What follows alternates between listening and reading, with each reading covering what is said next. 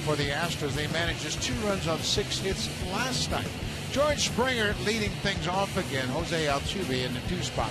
He's been a great road warrior this season, batting .320 on the road with 15 RBIs. And right behind him, Preston Tucker, the young left fielder, has done well against the Blue Jays. He's 6 for 15 with 4 doubles, and Tucker had a hot series against the Jays down in Houston when they met earlier in this month. Yeah, all 4 of those doubles in that series down in Houston. Blue Jays start their 12th turn through the rotation. Drew Hutchison makes his 3rd career start versus the Houston Astros. He leads the club with those 54 strikeouts and a nice 3-to-1 strikeout to walk ratio. He had a decent start against the Astros in Houston. 2 runs on 9 hits. Left that game with the lead, and the bullpen coughed it up. First pitch, a swing and a miss from Springer, and we are underway. Springer had a couple of hits in last night's game. He finished up the game 2 for 4, picked up a stolen base, his 12th of the season. There's a slider off the plate. Yanni Navarro back behind the plate for Hutchison. Navarro caught the Wednesday effort of Mark Burley in Washington when Burley spun that shutout. Another slide. This one missed. I think the slider is going to be a big pitch for Drew Hutchison this afternoon against the Houston Astros. When the slider's right, it stays on the plate a little bit longer, and you get a lot of swings and misses. Fastball in a good spot off the end of the bat. Bautista ranging to his right. Gets there easily, 1 down. Boy, it's good to have Jose Bautista back in the field in right. Take a look at the rest of the defense. Danny Valencia starting for the 13th time in left field. Kevin Pillar in center and Bautista in right. Josh Donaldson has made an error in 22 straight games at third. Reyes and Goins up the middle. Colabello at first, and Yanni Navarro behind the plate. 4th start of the season for Tiana behind the plate. You mentioned he caught Burley's shutout 3 days ago. He's also a day game after a night game, so Russell Martin gets the day off today. You got the knuckleballer going tomorrow, so Navarro's in there this afternoon to catch Drew Hutchison. Looked like a changeup. No, 93 synced with Altuve swinging. This is a free swinging ball club. They will swing early in the at-bats. Especially this guy right here, Jose Altuve. He sees the smallest amount of pitches per plate appearance in baseball. He is up there swinging away. Altuve is hit in 9 of his last 11. That comes on the heel of a 3 for 32 stretch. He was really scuffling. When we saw him last in May down in Houston, he was red hot. Yeah, he was hitting everything. He was hitting it down the left field line. He was hitting it down the right field line and all points in between. That's pulled to the left side. An 0-2 base hit for Altuve. Drew Hutchison has always pitched well here at Rogers Center for his career. He's got a 12-6 record, and the splits pad are really kind of interesting. This is a hitter's ballpark, but Hutchison's pitched well here. Yeah, opponent's batting average at .219, innings a little bit deeper into the 7th inning. He's going to have to figure out a way to get the right-handers out, I think. There's only a couple of them in the lineup this afternoon for the Houston Astros, but I think that pitch down and away is going to be important. That last pitch to Jose Altuve, 0-2. It looked like they were trying to come inside. That would have been a great time to expand your strike zone against a free swinger with 2 strikes. Watch where this pitch is, right there. And you can see Navarro had slid to the inside part also of the plate. Preston Tucker swings on the first pitch, and that's been the theme early on. First 3 batters hacking at that first pitch. Tucker's a rookie, and he has earned the right to hit in the 3rd spot. Talked to the hitting coach, Dave Hudgens, and he said right now he's probably trying to worry more about getting hits than getting a good pitch to hit. Isn't that the truth? I mean, that's where you go into slumps, when you start thinking about results, hoping to get base hits, thinking about getting hits, instead of thinking about, all right, what do I need to do to get a hit? Do I have to stay back just a little bit more? Do I have to use my hands, stay on top of the ball? Ground ball. Colabello goes to Reyes, back to first base, in time, not in time. Hutchison looked to the dugout and immediately signaled to John Gibbons, I think I got him. Hutchison, a great athlete, got over there in plenty of time. And it was bang bang at first, and they're going to check with the video room. Hutchison, a former shortstop in high school, very athletic, and here's the return throw from Reyes. He shows the first base umpire right away, Sam Holbrook, that he has it. Is he on that base? And he is safe. That is a tough double play to turn. The 3-6-1 double play. As a first baseman, if you can get back there and make that play, you're a lot more accustomed to it than the pitcher. But the ground ball took Colabello a little bit too far from the base, and Blue Jays could not turn the double play. It's a much easier play for a left-hander at first base. You know, you want that first baseman to handle that ball. You see Hutch slide just a little bit. He really didn't have his foot on the base, just couldn't find it. And that's why you want to get that first baseman. He's used to those plays where you stretch to the ball. This is the cleanup hitter, Evan Gattis. Waves at that pitch off the plate. 0-2. Well, Hutchison made an 0-2 mistake to Altuve. Got too much of the plate. Let's see what he does here with Gattis. Yeah, again, they tried to go inside. Not a bad idea to stay away. Right-handers are hitting over 300 this year against Drew Hutchison.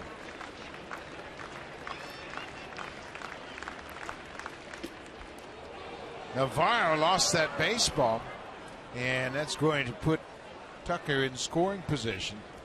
I don't know if he got crossed up or he just didn't see it, but you can see he's adjusting his glasses, and I think he just misses this ball. Tried to turn the glove over and just couldn't get it down in time. And then lost it. It went behind the umpire. Couldn't find it initially. It's a pass ball charge to Navarro. This is just his fourth start behind the plate. As we mentioned, he last caught on Wednesday night in Washington. Aaron Sanchez last night had success against Gattis with a high fastball with 2 strikes. And there it is. That's how you do it. Gattis strikes out. The Astros leave a base runner. Jose Reyes will start things off. Last night he started him off with a 2-run home run. Reyes' first of the season at Key to a 5-run third inning.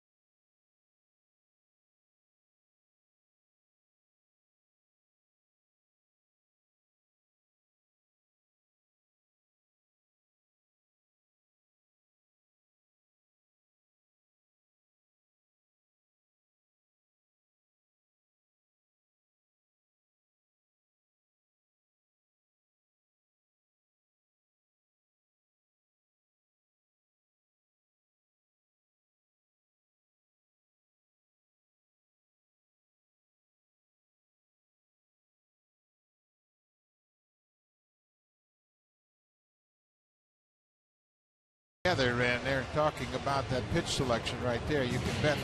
Going back to break down that first inning, let's take a look at the Blue Jays lineup. Jose Reyes, top of the order, and then a red-hot Josh Donaldson. He has had career numbers against Oberholzer, 6 for 15 during his career against the Astros starter. And then how about Chris Colabello? 15-game hit streak. Longest active hit streak in the majors. He's hit 367 with 3 homers and 11 RBIs, and they'll face Brett Oberholzer. Third start of the season for Oberholzer. You can see he just doesn't have the innings or the time because he has spent most of 2015 on the disabled list with blister problems on his finger. He returned Monday to make a second start, pitching into the 6th inning, allowing 2 runs. Reyes goes after the first pitch, and this is popped into the 6th. For his career versus the Blue Jays, Oberholzer is 1-1 in 2 starts versus Toronto. Doesn't throw very hard. He's got to hit his spots. Originally signed with the Braves and came to Houston in a trade that included Michael Bourne to Atlanta. Strike two right at the bottom of the strike zone. Reyes, we mentioned he sparked the 5-run third inning last night, hit a 2-run home run, put the first 2 runs on the board. And one batter later, Jose Bautista did exactly the same thing. He hit a 2-run homer. First home run for Jose Reyes since last July. That was against the Red Sox. That was also a good sign, him driving the ball into the gap in right center field. This is popped up left side of the infield. Valbuena is called off by the shortstop. 1 down. Take a look at the defense behind Houston. They've committed just 30 errors this season. They've played good defensively. Preston Tucker, Colby Rasmus, and George Springer in the outfield. Luis Valbuena, Jonathan Villar on the left side of the infield. Jose Altuve, Marwin Gonzalez on the right side. And Jason Castro behind the plate for the lefty Brett Oberholzer. And Marwin Gonzalez will get his 5th start over at first base. A.J. Hinch wants to give some of the regulars some rest, especially on this carpet. They're in the midst of 20 games in 20 days. So Chris Carter gets the day off today against the right-hander. They'll also face 3 lefties in the next series in Chicago. So Marwin Gonzalez gets to start this afternoon. Astros will go from here to Chicago to play the White Sox. Donaldson takes a strike. It's 1-1. Donaldson has hit in 36 straight games against the Astros. That's the longest active hit streak for a player against one team in the majors. It's the longest streak since Elvis Andrus hit in 39 straight against Cleveland. In the span of 4 years, and he's got a active 10-game hit streak as well. 36 games in a row. They need to have another hitter meeting. Come up with a new plan.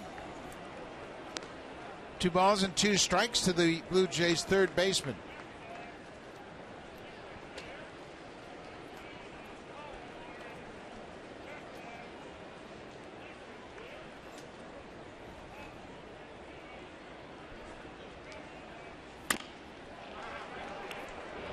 Donaldson tried to sell that as a foul ball. No umpire has made the foul ball sign, and they call him out.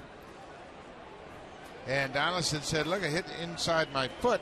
Bill Welke, the home plate umpire, is there. And now they're going to have a little umpire conference here. Anybody on the infield? None of the infield umpires indicated foul ball at all. John Hirschbeck at third is the crew chief. Sam Holbrook was at first, and neither one of those 2 umpires indicating that that ball hit him. And Donaldson trying to sell it. Let's see.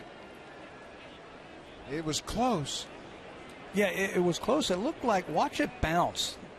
With the ball going straight off the bat like that, it's going to bounce and go foul. That time it looked like it might have clipped just the front of his toe right there and sent it out to the third baseman.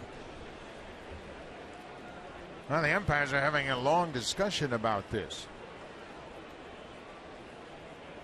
You know, it happens so quickly. It's so tough for the umpires. A lot of times they will listen for a sound. They're going to stick with the call, and Donaldson will be out. This is not a reviewable play. You can't review this foul ball, and Donaldson will be called out on the ground out.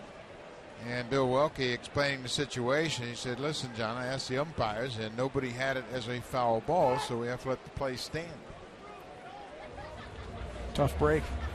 That is a tough one. When you hit it off your foot like that, you don't even run because you know it's a foul ball. So Donaldson is out on the ground ball out. Jose Bautista facing Brett Oberholzer.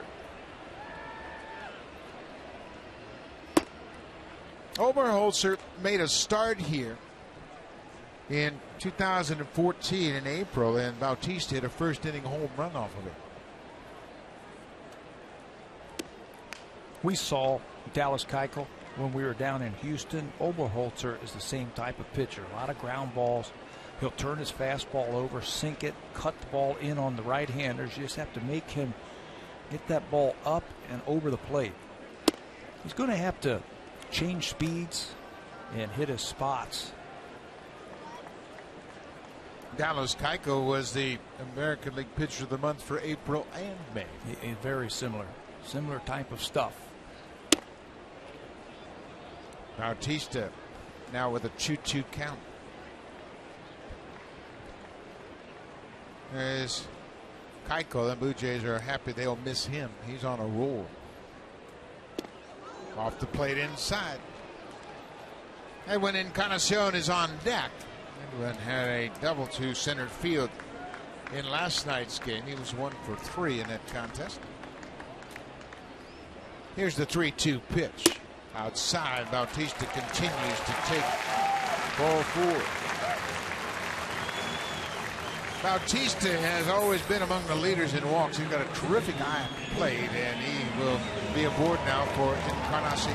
Pitchers are going to nibble against him. They'll get ahead of him. We've seen that already a couple times in this series where they get ahead of him and then try to get him to chase. But Jose, very disciplined at the plate, will not. He lays off of it and gets another walk. 37th walk of the season. He's second in the American League in that category. This is Edwin Encarnacion.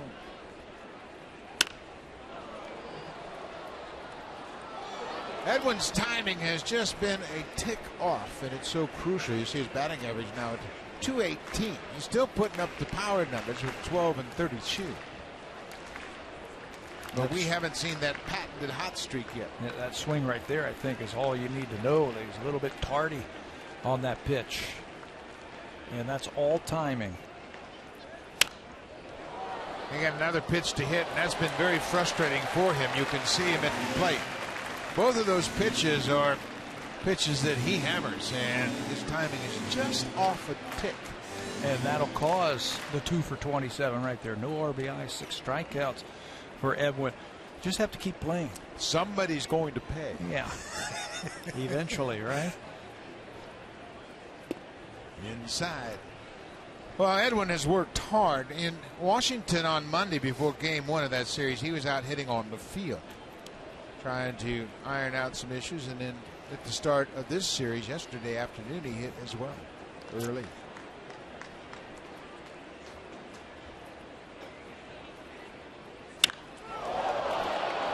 Getting closer. Just off the facing of the 5th deck.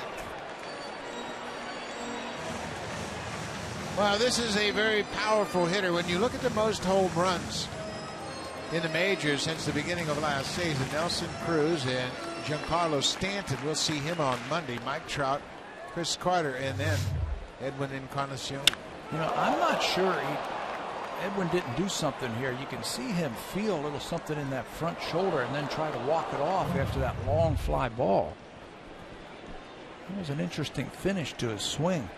Right at the top of his shoulder. There goes Bautista. The ball is up and away. The throw from Castro is a good one, but Altuve missed the tag.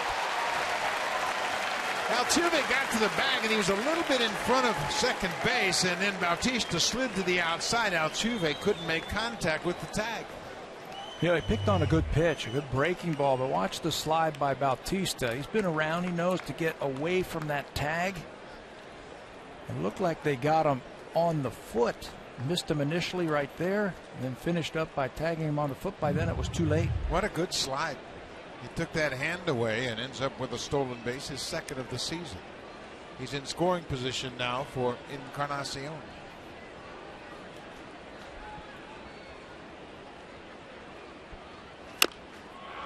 There's a foul ball off the foot. That one was definite. Donaldson was called out. What he thought was a foul off his foot, it was ruled a ground ball. 8 right-handed batters in the lineup for the Blue Jays, and you're going to get this. You're going to get this cutter from Oberholtz. That one was right off of the shin. Cuts that ball in on the right-handers, and it's tough to avoid hitting your front foot. Blue Jays as a team batting .305 against lefty pitching.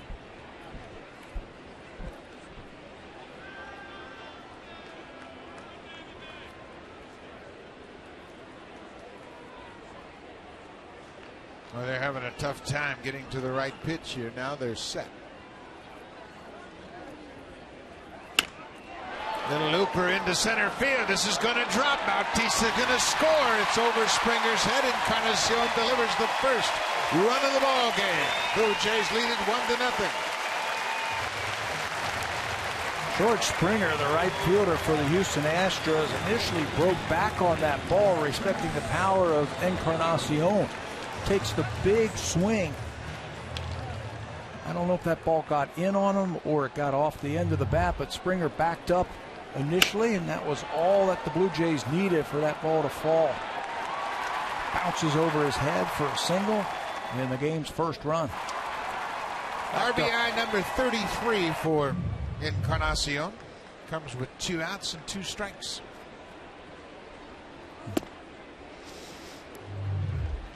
You know, Edwin, on that swing, we saw the follow through, like something might have happened in that shoulder. He also fouled a ball off of his shin, so it's time to get the ice out in between innings. Chris Colabello playing at first base this afternoon, waves at that changeup. Bautista with the walk. He comes around to score the first run of the game. Ian Donaldson may be exchanging some information about Oberholzer. You know, that's when a stolen base comes in handy right there. Those are important stolen bases. He doesn't score if he doesn't steal that base. Jose doesn't steal a lot of bases, but he picks his spots very effectively. And that was a big stolen base. Colabello with a 15-game hit streak. His is active. Boy, he had a good rip at that pitch. Everything just off the plate, inside and outside, but he was all over that inside pitch, and he wears out pitches on the inner half. Yeah, and I think he sensed that the pitcher was going to come in there after a couple of pitches away, a couple of change-ups. Looked like he tried to cut that fastball inside, and Colabello just missed it.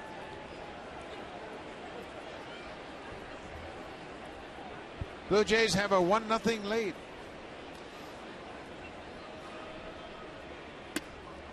Upstairs.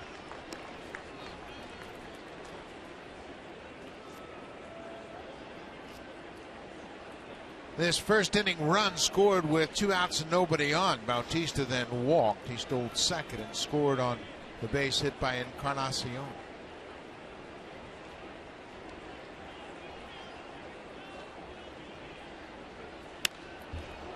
Covered that outside pitch. You probably off the plate outside, but with 2 strikes, you won't take any chances. You know, take a look at pitch tracks right there. Look at what Chris Colabello's had to deal with from Oberholzer. Nothing in the zone, everything right on the edges. So that was a good 2-strike approach, just to foul off that pitch just off the plate. And that's where the pitcher's going to have to live, I think, this afternoon. Colabello strikes out, but the Blue Jays break out on top. Bautista walks, comes around to score the first run on Encarnacion's RBI single.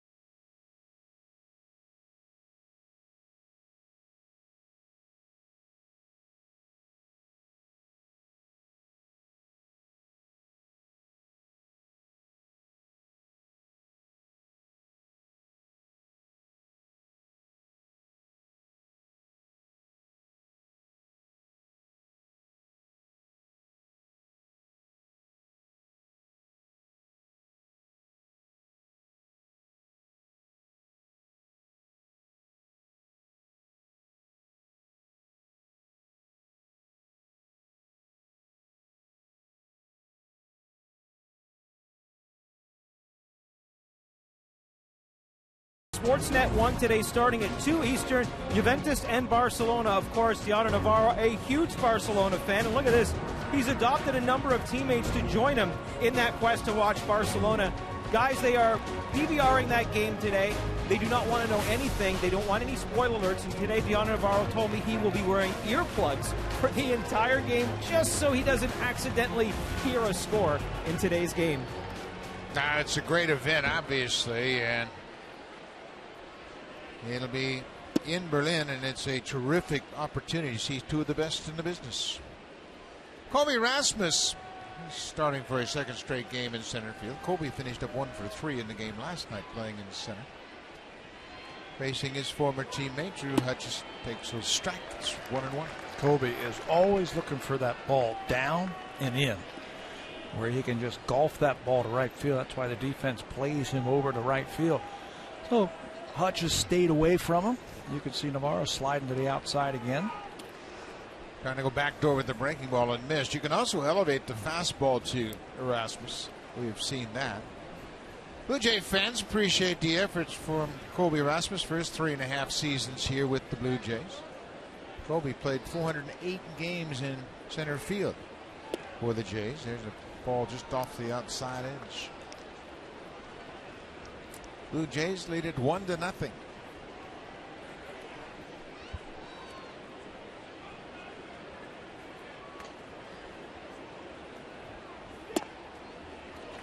Rasmus with the leadoff walk. Well, we mentioned Rasmus played 3.5 seasons with the Blue Jays. And you look at the games played by center fielders in franchise history. Vernon Wells, 1 game more than Lloyd Mosby. Then Junior Cruz, Jose Cruz, Devon White, Colby Erasmus, 408 games in center field. That's 5th most for a Blue Jays center field. That's the most games he's played with any of his 3 teams. He came up with the Cardinals. Now he's with Houston in his first season with the Astros. I tell you, that's one thing the Blue Jays have been blessed with, is very good center fielders in their history. You got to see a couple of them right there. This is the third baseman, Luis Valbuena. He was a Blue Jay for a spring. And he went to Chicago late. They claimed him off the waiver wire. Cubs played him at third base, and boy, he's developed into a pretty powerful third baseman, although his average under 200. Just not enough room for the Blue Jays a couple of seasons ago coming out of spring training. Valbuena was there. Thought he might win the utility infield role, but there wasn't enough room. Ground ball. Colabella will go to second, and they get the forced return in time. Colabella was in between. Should I step on the bag and then throw to first? But they were able to complete the 3-6-3 double play. And that was a tough throw from the first baseman because he slides off the bag, catches the ball in his tracks, and now he's got to throw a perfect strike right over the left shoulder of that runner. Tough for the shortstop to stay with that one. But a good play by Colabello that he finds the bag, stretches, and finishes off the play. It's only the second start this season for Colabello at first. Reyes did a nice job of taking that low throw and hanging in there against Colby Rasmus. This is the catcher, Jason Castro. Cuts on the first pitch slider. Pat, you and I know Colby is one of the toughest guys breaking up a double play, and he was all over Reyes. Yeah, he goes in there. He goes in hard, clean. Jose knew that too. And Reyes got rid of it quickly and got up in the air to absorb that hit around the bag. So Hutchison, another 0-2 count.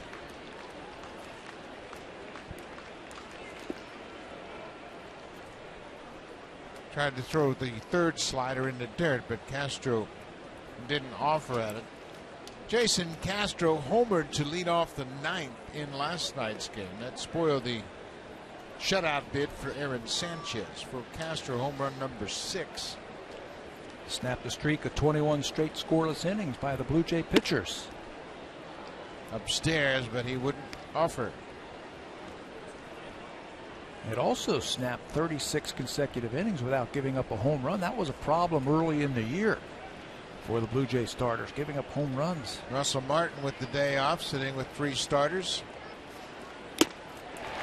Fastball, he gets him. Strikeout number 2 for Hutchison. That ends the top of the second. Fastball strikeout set up by the early sliders.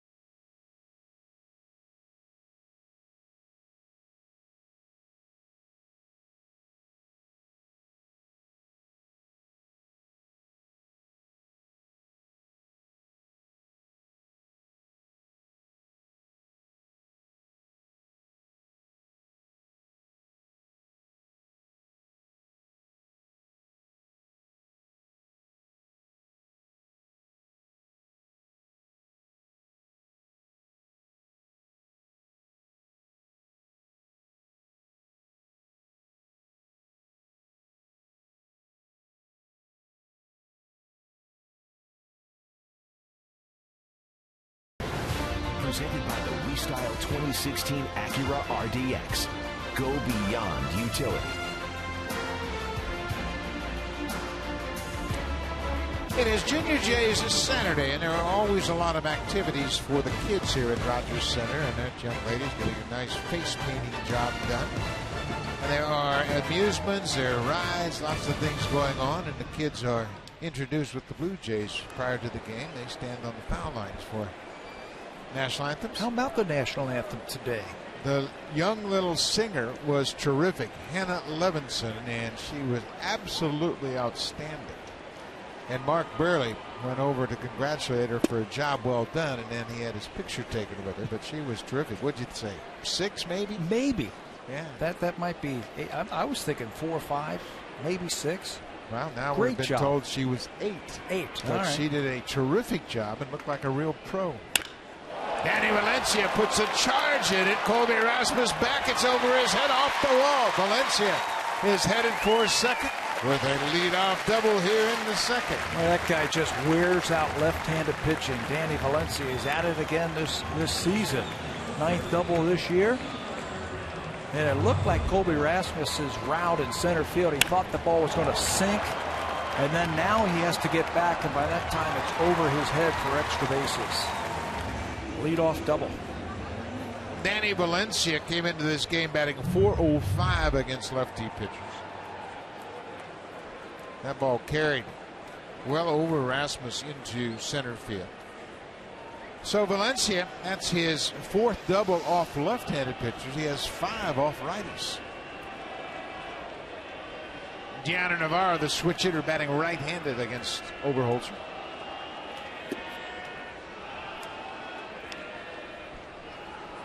Navarro, in that game Oberholzer started here last year, drove in a pair of runs. He had a double in the 4th and an RBI double in the 6th. His first double came against Oberholzer. He's going to have some work to do right now, being 0-2. Go ahead and drive him in.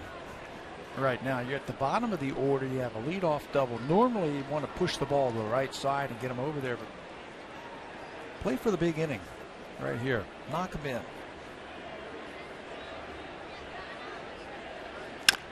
Ground ball. Valencia hesitated. Now he's going to move to third, and the first baseman missed the bag. Marwin Gonzalez making just his 5th start at first base. Here's what happened, Buck. That ball looked like it was going into center field, and who's the cutoff man? The first baseman. And it looked like Gonzalez was thinking about going over to be the cutoff man, but then when the shortstop knocked the ball down, Gonzalez could not recover over at first base. It's knocked down by VR. He comes up throwing, but Gonzalez cannot find the bag. He's stepping and he just can't find the bag, so it's going to be a base hit. Valencia initially had to freeze to make sure the ball got by the pitcher. It did. And Gonzalez just couldn't find first base. He wasn't near first base, but he kept kicking and just couldn't find the bag. So now it's first and third. It's an air charge to the first baseman, Gonzalez. Kevin Pillar swings at a pitch down and in, and as good as Pillar has been lately, he didn't want another chance at that pitch. That wasn't close. That's when you have fastball in your mind and you say, I'm swinging at everything. And then they change up on you, throw something different. Well, Blue Jays got to take advantage of this inning. Valencia with the leadoff double, and then the air. They've got to make sure you cash in at least one of these base runners. Nobody out.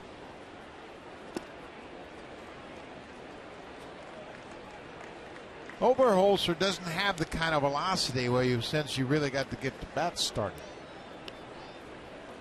You have the ability to be a little more patient, trust your hands, and that's what's been working so well for Kevin Pillar lately. Stay back. Don't commit too quickly.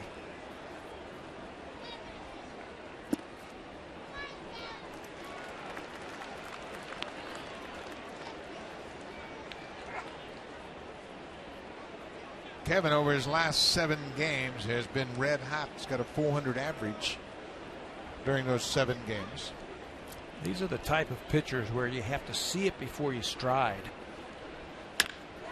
Base hit into center field. Valencia will jog home.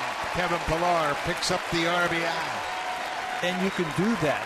You see it before you stride because you can't blow the ball by you. You want to make sure that you don't overcommit too early in your swing. That time he stayed on a high fastball and just ripped it into center field.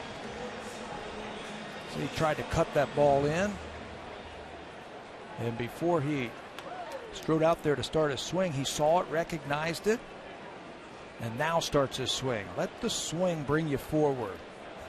That's a perfect depiction of it right there on that replay. 23 RBIs now for the Blue Jays center fielder. Navarro's at second, Pillar's at first, Ryan Goins, a lefty hitter. 2-0 Jays. Goins squares and bunts it foul just off home plate. You know, the only thing that Ryan has to do there, he's got to get the bat out in front just a little bit more. It's too far back. If you get the ball out in front, and I'm talking about in front of home plate, get it out in front of you, get it out there. Then when you bunt the ball, it's going to stay fair. That time it was backed by the catcher, the bat, and not a good effort there. Goins has 4 sacrifice bunts. Squares again, and you're right. You know, years ago we were taught to take your front foot and step forward with your back foot so you're in front of home plate. And right. Once you're in front of home plate, everything you make contact with is going to be in fair territory. So you just step up toward the front of the batter's box. And the bat has to be out in front. It can't be behind home plate. 2-1. You know, from the side view, when we take a look at Goins when he squares around, watch where the bat is. That's behind home plate. You got to get that bat out in front of you.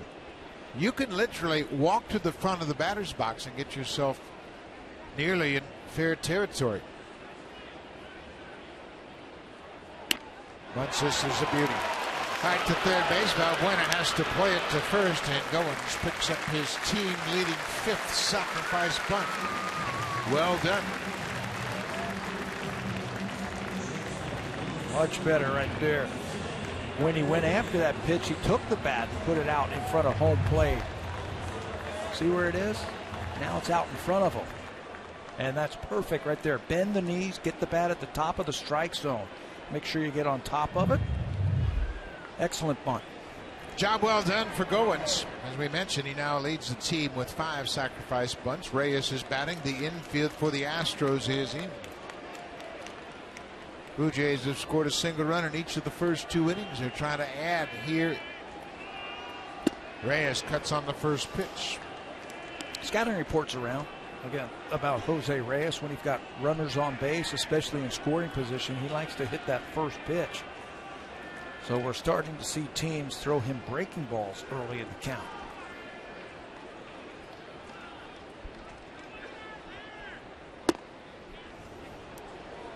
Borderline pitch. You can see pitch track suggests that it was right down at the end of the strike zone. 0-2. Reyes needs the battle, put the ball in play, and you cash in another run.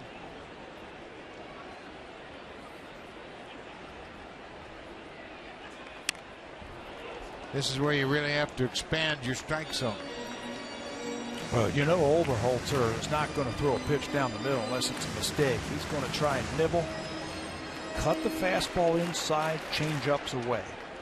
Just look for the baseball. If you can go back through the middle, there is a gigantic hole because the shortstop, VR, is pulled into the hole, thinking that Reyes is going to yank one of those cutters. Base hit to left field. Navarro is headed at home. Pilar will stop at third, and Reyes delivers the RBI single. 3-0 Blue Jays. And there it was right there.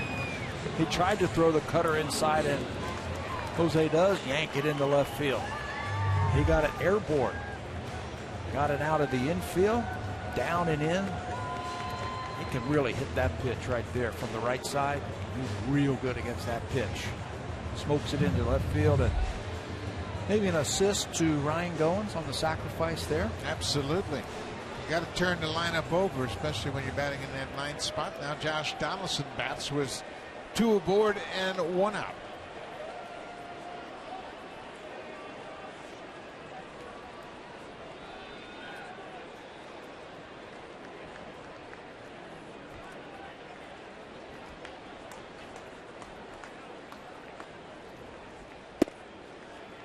Donaldson with 39 RBIs. The Blue Jays have a trio of 30 RBI hitters in a row. Donaldson, Bautista, and Encarnacion. There are only 2 teams in all of baseball that have 3 hitters that have driven in 30 or more runs. The Blue Jays and the Minnesota Twins. I would have guessed the Blue Jays. I would not have guessed Minnesota. Yeah, that's pretty interesting. And we just played them. It's difficult to work your way through this part of the lineup. 2, 3, and 4. Reyes is perfect in stolen base attempts. He's 4 for 4. That's why Oberholzer has an eye on him. Oberholzer has a decent move. He holds runners well. I don't think Jose is going to be running in this situation. Not with the RBI guys coming up. This is just his 3rd start of the season. Oberholzer, as we mentioned, with blister issues. Donaldson lays off that inside pitch. It's 2-0. But this is where you really put pressure on the starting pitcher. You got runners on. You got to be careful with Donaldson. But then if you walk him, you got to deal with Bautista. And if he gets hit, then you got to deal with Edwin. It's the beauty of the Blue Jays offense. They've got a lot of hitters, and it's very deep. So instead, go to first. There are no bats over at first. Can't get hit if you keep throwing it over there. Yeah, you have to be careful. And Josh has got a lot of holes to work with right here. Look at the right side of the infield. Holding the runner on at first base, and they're playing him in that shift. Again, Oberholzer misses. You give him the green light, even though you got Bautista coming up? I think it's early enough, and you've got confidence enough in Josh Donaldson. If it's a strike, he'll put it in play, and he'll put it in play hard. And if it's just off the plate, he'll take it. 3-0. Ball 4. Oh, we called it a strike. Caught the upper portions of the strike zone. So it's now 3-1. Reyes at first base. Maybe running on this pitch. Remember, Altuve in a similar situation in the first. Missed the tag at second. Reyes not running. Driven into right and deep. Tagging at third is Pilar. Springer sets up. Here's the throw to the plate. It's a good throw, but not in time. Donaldson picks up his 40th RBI of the season with a sacrifice fly to right. Do the little things to help you score those tack-on runs.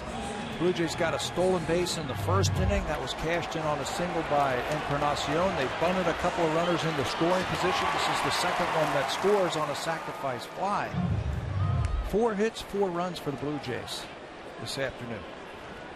Great execution. Donaldson not trying to get too big on a 3-1 pitch. Picks up the RBI. Jose Bautista. He walked and scored in the first.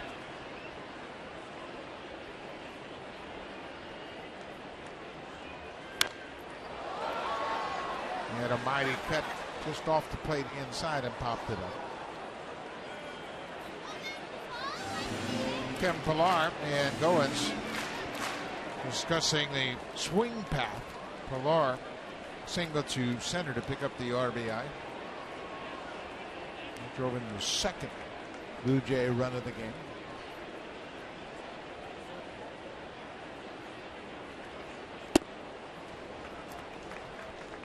This team is getting closer and closer to the depth that we anticipated at the start of the season. Remember, you still don't have Michael Saunders, and right now you don't have Devin Travis, 2 of the regulars you counted on. So a chance for some guys to get some playing time and prove their worth. Reyes got a good jump. Bautista drives it into right field. Reyes was in his slide as Altuve put the deke on him, and Reyes was about to go in head first and ended up running toward left, and he may have injured himself. It was a very awkward arrival at second base. Remember, we were talking yesterday about running with your head up. They put the deke on him. Head down, he's thinking about stolen base all the way. He was thinking about sliding right there, and he's lucky that that ball from Springer didn't come in quicker, or he would have been out on an overrun. Well, you remember a couple of years ago when Reyes slid into second base in Kansas City when he was in between head first slide, foot first slide, and that's when he sprained his ankle. That was a very similar situation where he didn't pick up the baseball off the bat and he almost slid, and now he's talking to Bautista. Jose said, man, you should have been on third. That was scary. And I saw him start to slide, and the ball was in the outfield. But now a chance for Edwin to add to his RBI count. 2 outs, runners at first and second. Bautista, perfect start to his day. He has walked in single.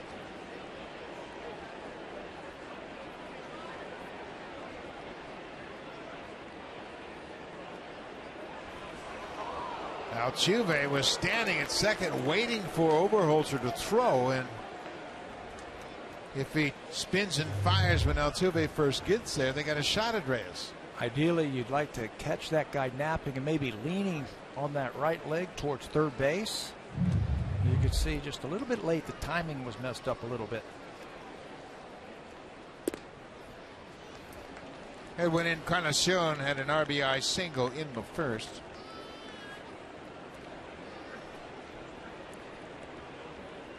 His numbers aren't where they will be by the end of the season in these situations, that's for sure.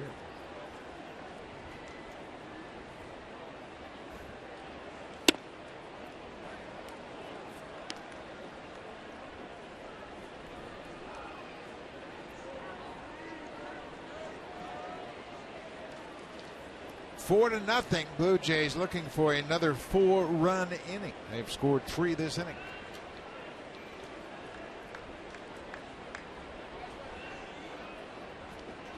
Ball gets away, but not far enough for the runners to advance. The Blue Jays have 24 or higher run innings this season. That's the most in baseball. It's amazing. 4 more runs in an inning 20 times already this year. What have they played? 56 games? They've done 20 times this year. Once again, reflecting the depth of their lineup. Off the plate. 3-1 count. You can't continually pitch in these 3-1 counts without giving up major damage. Not to these types of hitters that the Blue Jays have up there. Jose Bautista doing a good job. You can see him. He's always keeping his eye on Reyes. First baseman playing behind him. He's thinking about extra bases right here. Ball 4. And a load the bases for Chris Colabello. Colabello will be the 9th Blue Jay to bat this inning, and that's going to get the Astros bullpen up and working.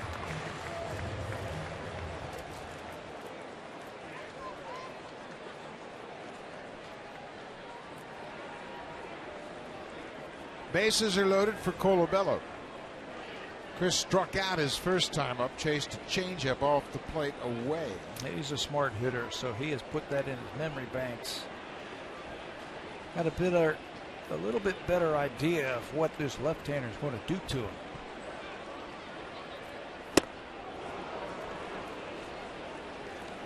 Jake Buchanan was up in last night's game. Came in and pitched 2/3 of an inning and didn't allow a hit or a run. Brent Strom is the pitching coach talking with the manager A.J. Hinch. Colabello has 1 career grand slam. Off the end of the bat to left field. Tucker is there, and the Blue Jays will leave the bases loaded. But they put up a 3-spot in there in half of the second. They've taken an early 4-0 lead for Drew Hutchison.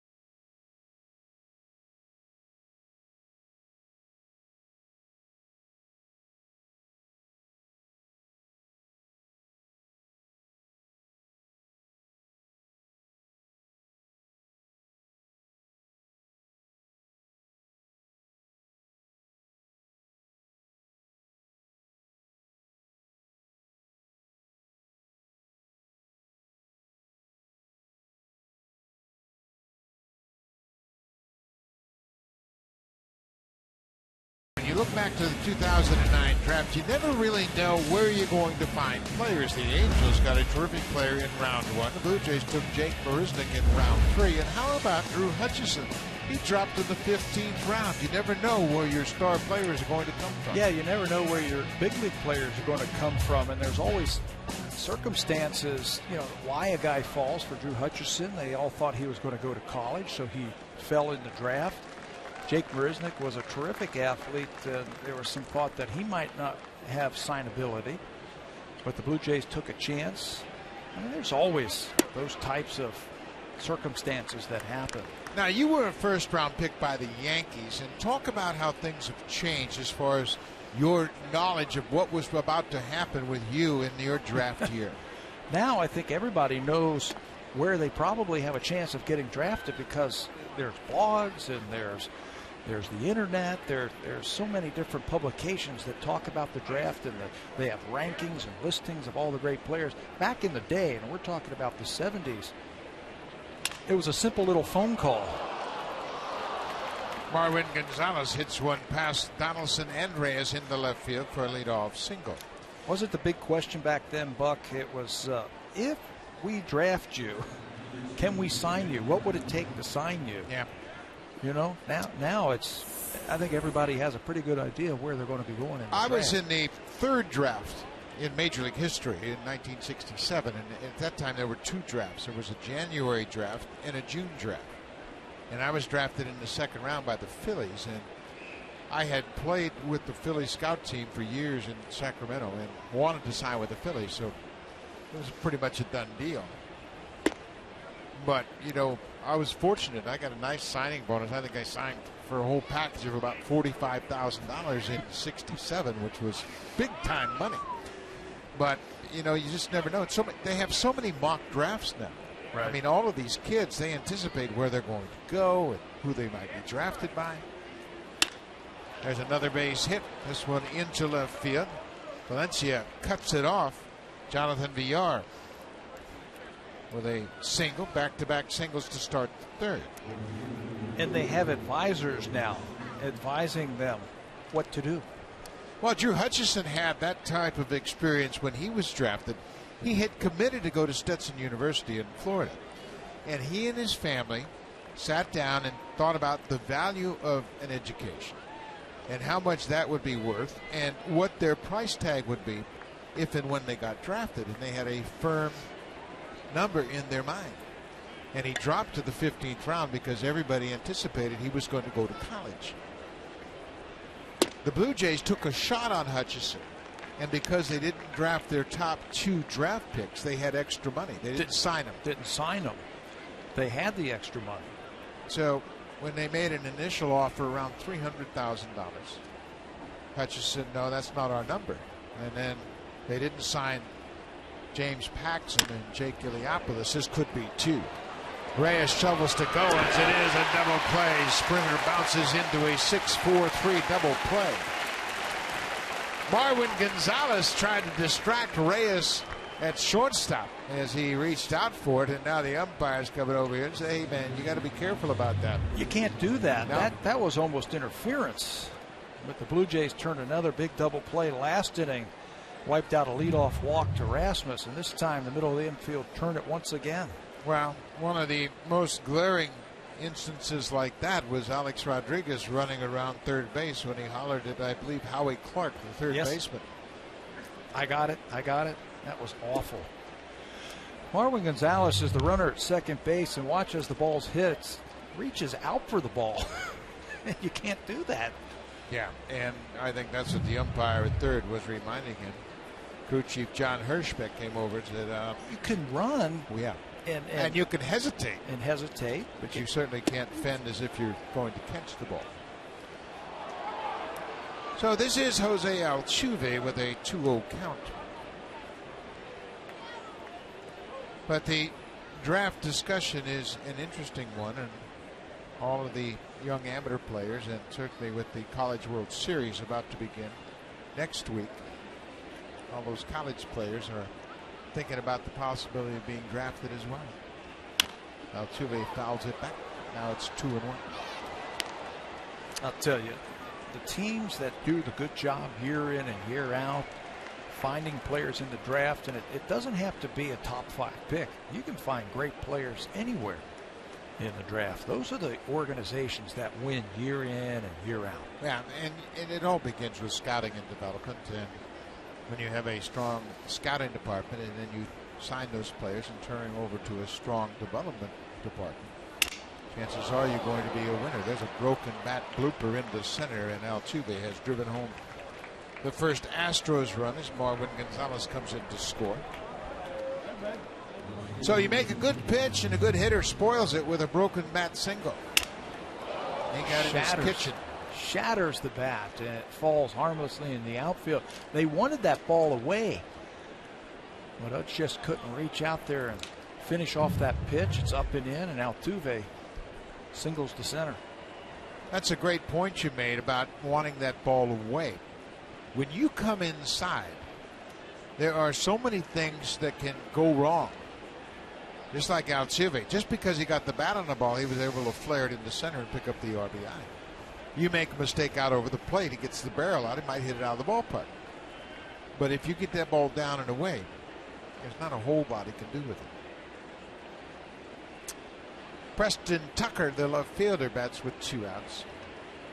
They thought Altuve was running, and they called the pitch out.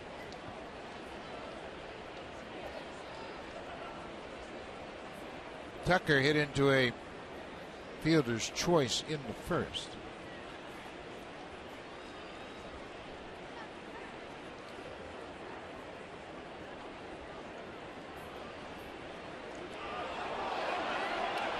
They got Altuve as he broke, and Hutchison spins and fires to second. Hutchison held the ball, and Altuve got anxious. So it'll be a caught stealing 1-6. Altuve breaks. He got a great jump, but Hutchison goes to second, and the inning is over.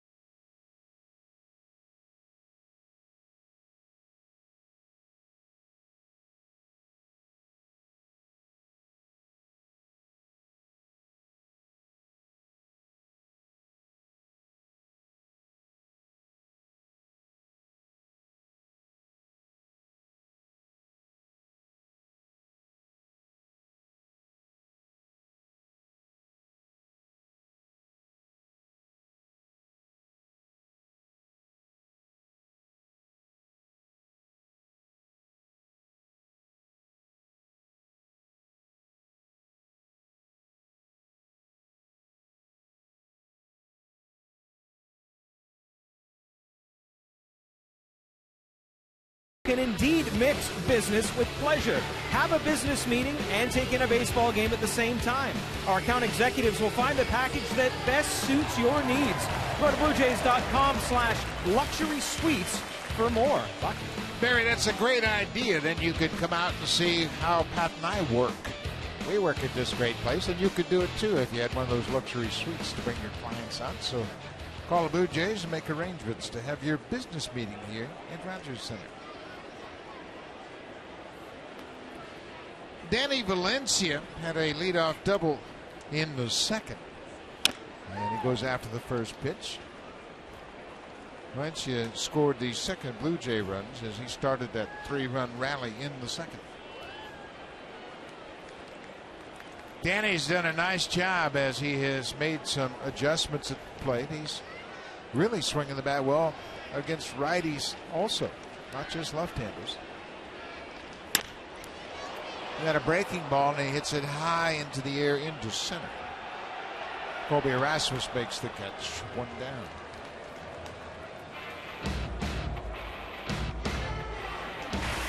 Save during Canada's Color Expert Sale. Only at Home Hardware and Building Center locations. Homeowners helping homeowners with expert advice.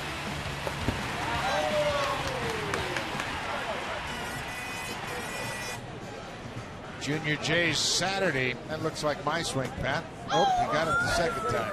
You were right. That did look like your swing. 1 out, Deanna Navarro, switch hitting catcher. Navarro reached on an error by the first baseman, Marwin Gonzalez. It's a routine ground ball to second, but Gonzalez got caught off the bag and never could locate first base with his foot. Thought that ball was heading into center field for a base hit. It looked like he was running in to become the cutoff man And then it was knocked down by the shortstop. 2-0 to Navarro. Pulled foul. You know, that's an interesting play when that first baseman comes from first base to serve as the cutoff man. Buck Showalter's always looking for an edge, and he has decided to have his third baseman come over and play the cutoff man on that particular play and leave the first baseman at the bag to defend the base runner. It's an interesting twist to what has always been perceived the right way to do it. And the right way to do it was runner at second base hit to left field, cutoff man's a third baseman. Base hit to center field or right field, first baseman's the cutoff man. But Buck is now using his third baseman as the cutoff man to center and the left field. And his thinking behind it is then you can keep a gauge on that base runner because he'll have a defender there in the first baseman. And the third baseman has no responsibility over at third. Just a little pop-up into shallow right, and nobody's going to get there. That drops, and Navarro has a base hit.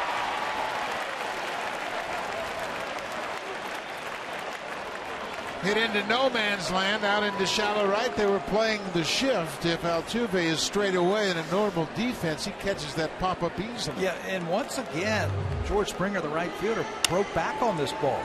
Turned, took a step back, and then by then it's too late. That's a ball that he normally catches. He can run right through that ball and finish it off. You can see just one defender on the right side. And it falls harmlessly for a base hit.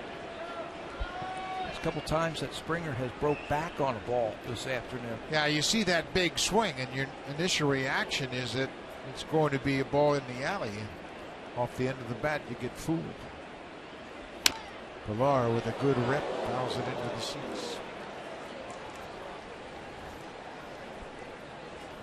Kevin Pilar had a base hit into center field his first time up, pick up the RBI.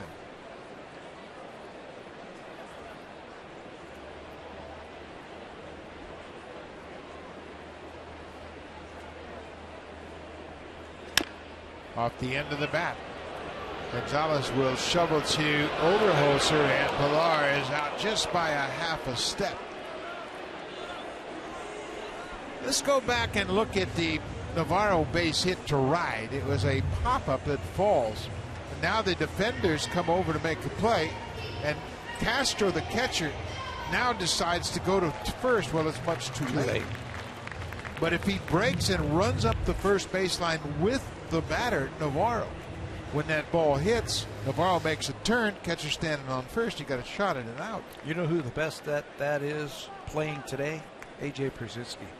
Old school. Old school. We were always taught on a ball like that, follow the base runner, because the defense is going to go out to make a play on the fly ball.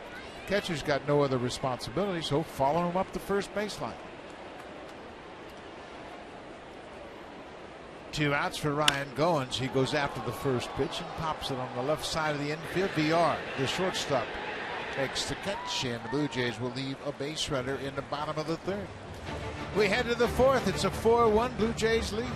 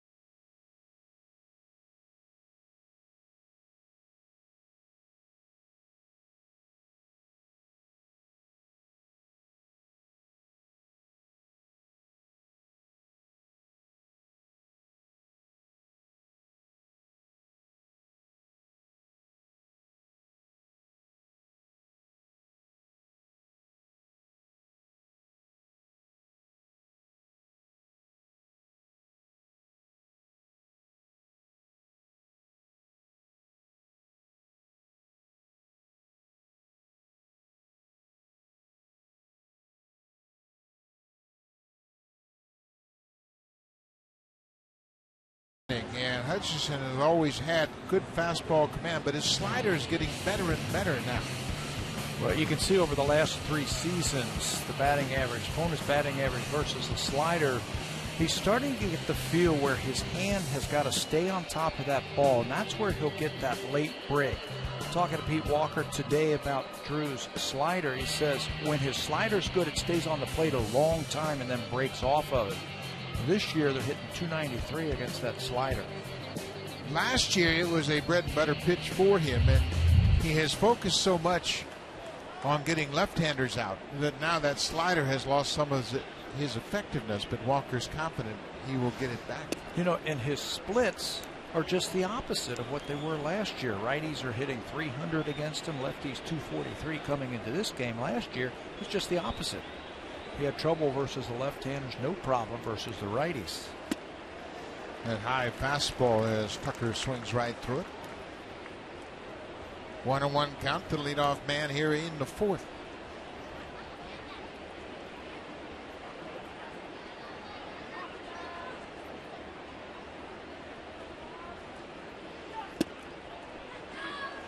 Well, that's a good pitch down and away. There are the splits Pat was talking about. Right-handers hitting .303, uncharacteristic. Last year it was absolutely the opposite. OPS for righties .484, lefties .652.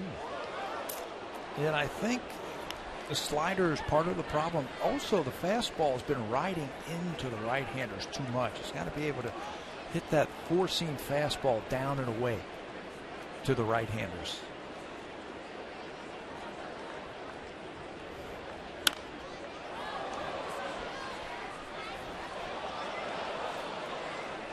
Preston Tucker in his first major league season. He was a 7th round draft pick of the Astros in 2012. He's made it quickly to the big leagues. There's that slider again, and you're right, it almost breaks too quickly. It seems to be the hitters are seeing slider right out of his hand. They see it right away. You see Tucker didn't even offer at that.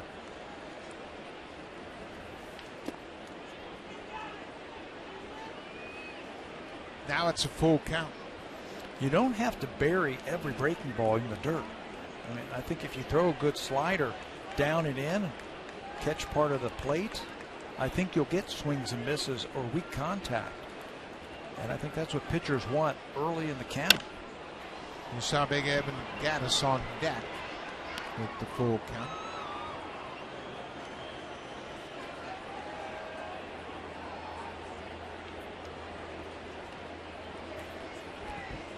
Hutchison has a 4-1 lead.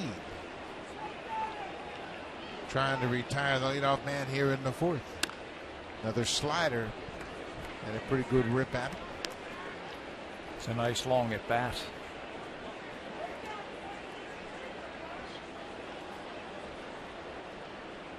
Look at where the pitches are, up and away, down and in. I mean, that's a classic approach for attacking a hitter. Now there's a big void up and in. There. Bautista battling the sun. He'll play it off to the side, and he does a good job of getting a position on that fly ball. Well, the Blue Jays have been rolling in the rotation, and they have really moved up in the standings as far as starting staffs go. It all starts right there. Earned run average, outstanding. Opponents batting average, whip. Everything has just been better. They've been going deeper, and that makes the bullpen a lot better. And I think it all has to do with fastball command, and they're making better quality pitches. Early in the year, a lot of pitches that were up there getting hit or they'd foul it off. That's a quality pitch right there. Down and away. And they've all put their work in. Pete Walker has spent a lot of time down in that bullpen with each one of the starters, working to refine their delivery, finding stuff out within their mechanics that they need to work on. If it's shortening your stride or making sure your hand is behind the baseball, whatever it is, they spend a lot of time down in that bullpen. Dane Johnson's down there also, and it's starting to work. They're starting to see the fruits of their labor. And the competitive nature has brought out the best in all 5 of them. Nobody wants to be the weak link in the 5-man rotation, so there's nothing like a competitive spirit among the starters. Yeah, you follow an Aaron Sanchez, what he did last night, you want to go out there and throw a gem. And then Mark Burley sees what you've been doing. He wants to stay out there and pitch a long time. Gaddis rips it in the left. Gets to Valencia on a couple of hops. A 1-out single. Well, when you look back at this particular stretch of June starts, you notice one thing that stands out. They're pitching later into the game. They're keeping the ball in the ballpark, and they're not walking anybody. But maybe the most impressive thing about Aaron Sanchez's start last night was he didn't walk anybody. He attacked the Houston Astros. And that was the problem that the whole staff had early in the season. Too many walks, too many home runs. And that goes, Buck, goes back to the quality of pitches that they're starting to throw. Well, during that stretch of 14 great starts, the Blue Jays have averaged 14 pitches per inning. That's the best in the American League. So they're gaining confidence that they can be a little more aggressive in the strike zone. Colby Erasmus walked to lead off the second inning. Pops this one up. Donaldson will wander into foul territory. He's dealing with the sun, and he makes the catch. 2 outs. There's you see what Bautista and Donaldson have dealt with this inning. It's a beautiful day here at Rogers Center. No clouds in the sky, and that bright sun high above creating a problem. But 2 veteran defenders. That was flawless, how they got on the side of the ball like that to take the sun out of their vision. Third baseman Luis Valbuena takes one downstairs. Valbuena hit into a 3-6-3 double play. The Blue Jays have turned 2, and Donaldson and Bautista. They're experienced veterans. They know they have to evaluate the elements when they take the field, and today the sun was an issue.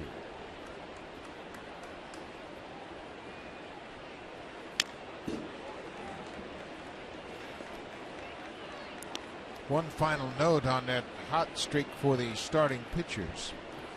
I mentioned the Blue Jays in their last 14 starts have an ERA from their starters at 3.23. That's the 3rd best. Oakland 180 over that stretch. Tampa Bay 260. Then the Blue Jays 3rd best in the American League. Donaldson. What a reactionary play at third. He was positioned perfectly and speared the liner to end the inning. He does it with his bat. He does it with his glove. Josh Donaldson ends the inning with a fine play on the liner headed toward left.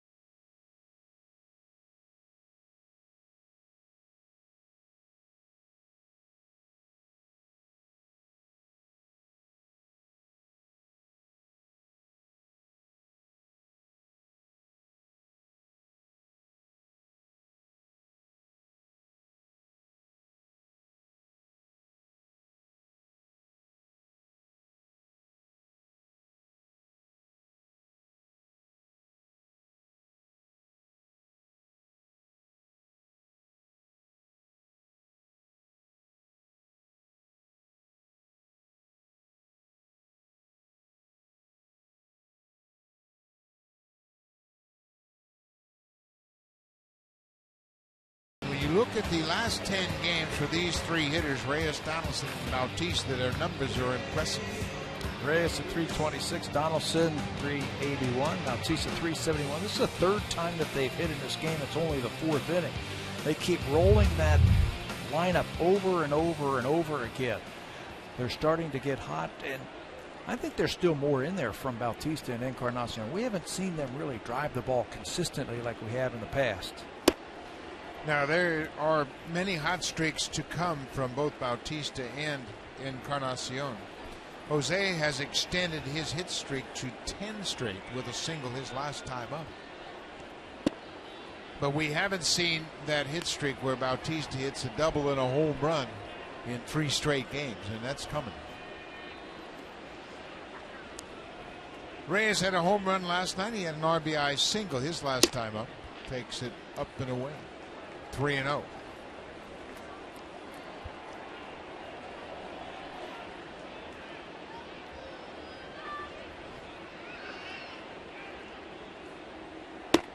Ball 4. 4-pitch walk to start the 4th. Not the way you want to start with the top of the order against the Blue Jays. Donaldson will bat, then Bautista and Encarnacion. 3rd walk issued by Oberholzer.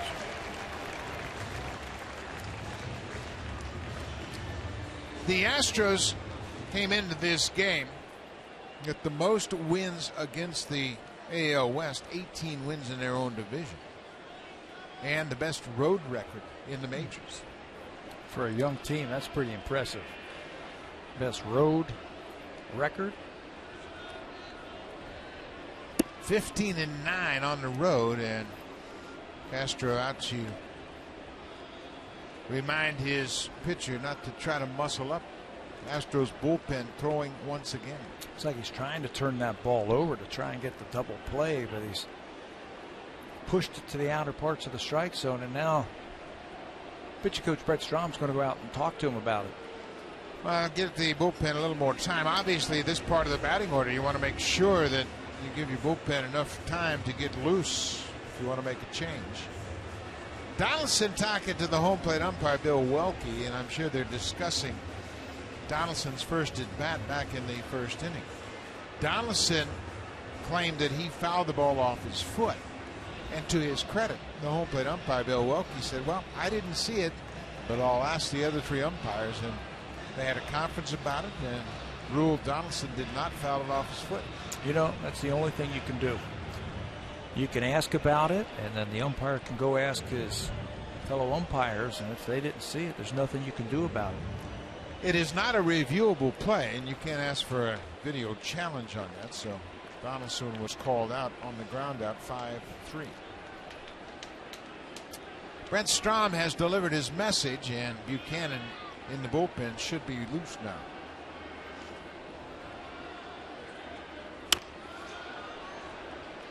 Josh had a sacrifice fly in the 2nd. He picked up his 40th RBI of the season.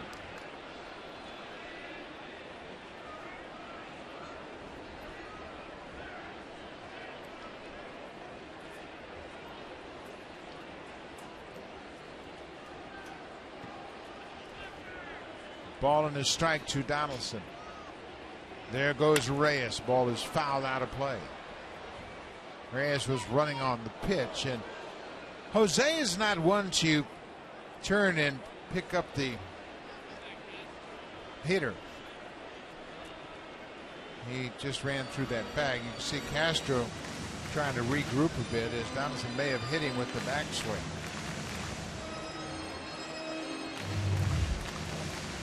Josh has got that famous whirl with the bat, and he smokes him right on the backswing. You see Castro, he's coming out because of the stolen base attempt by Jose. Here he comes. Watch where the bat hits him. Right in the elbow. Back of the elbow.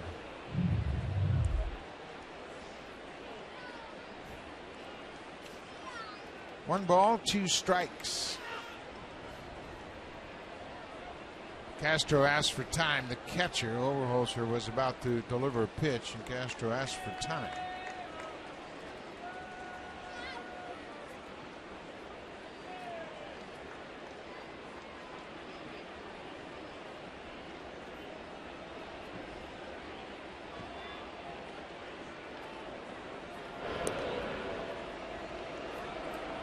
So many teams now call the running game defense from the bench, and A.J. Hinch, a former catcher himself, passes it along to Jason Castro.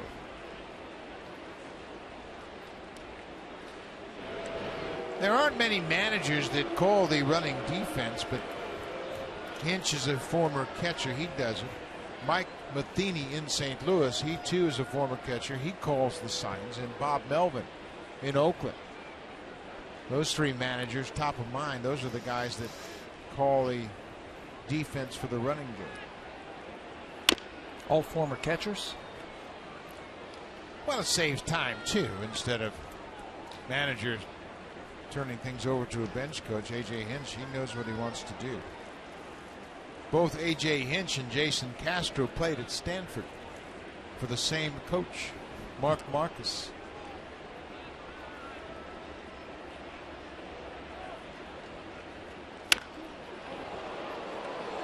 Well, that ball skipped into the seats, and obviously we're reminded about the hazards of sitting down on the field at field level. And unfortunately, last night in Boston, a lady was struck by a broken bat of Brett Lawrie, and she was taken off in a stretcher, and hopefully she will improve and recover. There goes Reyes. It's popped in the air. This is playable down the right side. Springer gets there and battles the sun and makes the catch in fair territory. So Donaldson's retired. Reyes returns to first.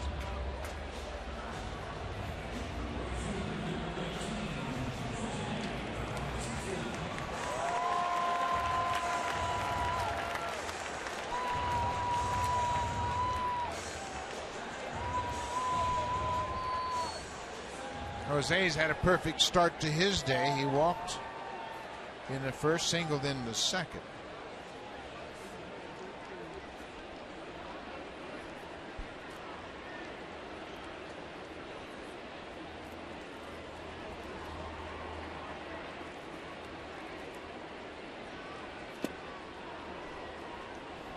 Foul tip called by Bill Welke.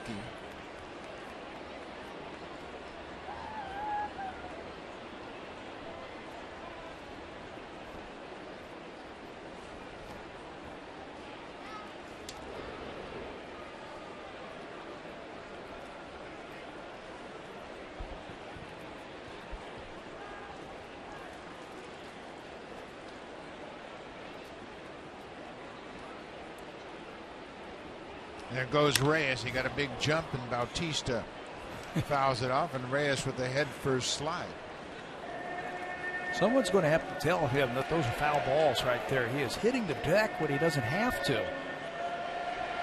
Upset right now. He got a great jump right there and had that bag stolen, but the pitch was too close for Jose. Watch him. He gets a running lead. He's running again with his head down and right in, and he's upset that that ball is fouled off. He's got to go back to first base. It's the same situation we saw him take off on a base hit by Bautista a couple of innings ago. 0-2 now to Bautista. He fights off that inside pitch, and he got a fistful of bees. That ball was way inside. Checking the status of his bat.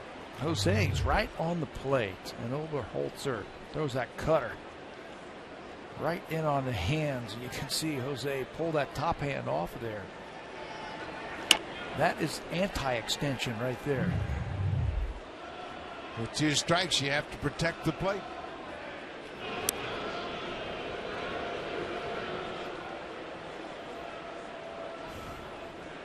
A.J. Hinch worried about Reyes, I'm sorry, at first.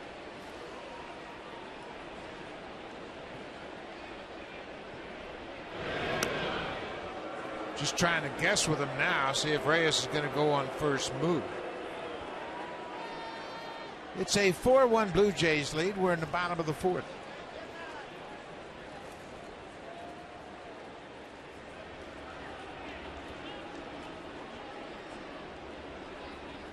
There goes Reyes. He went on first move. Here's the throw to second. He's safe.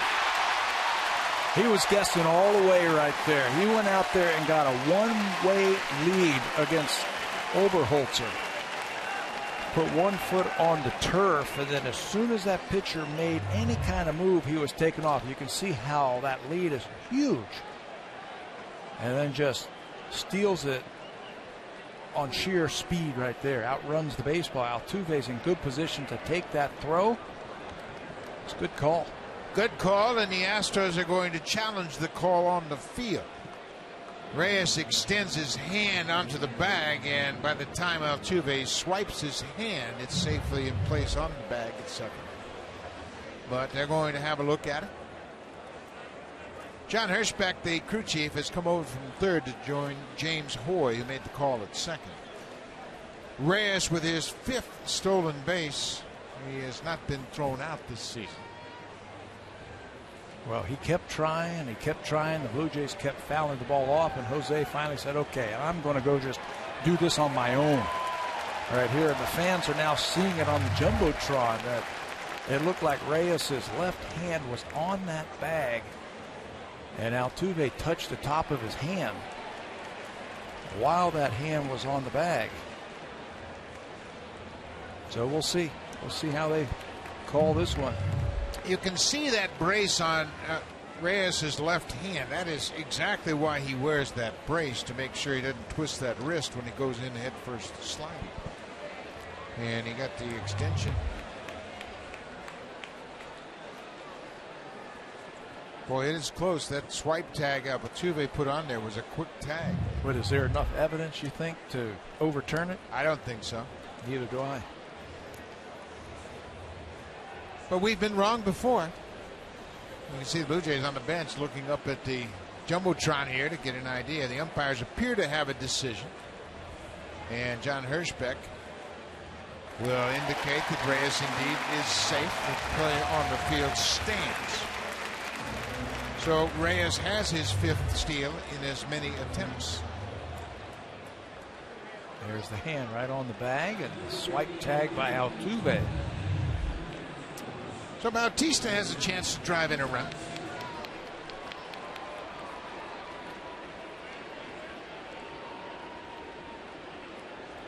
He has extended his personal hit streak to 10 straight.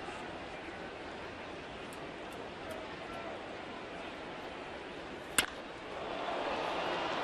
got around on that pitch. It's where he's been throwing the ball the whole day to Jose. They're playing the shift against him, so why would you throw the ball away on the outside part of the plate? Yeah, and as much as you think, well, that might be a good way to get him out, your defense is set up counter to that.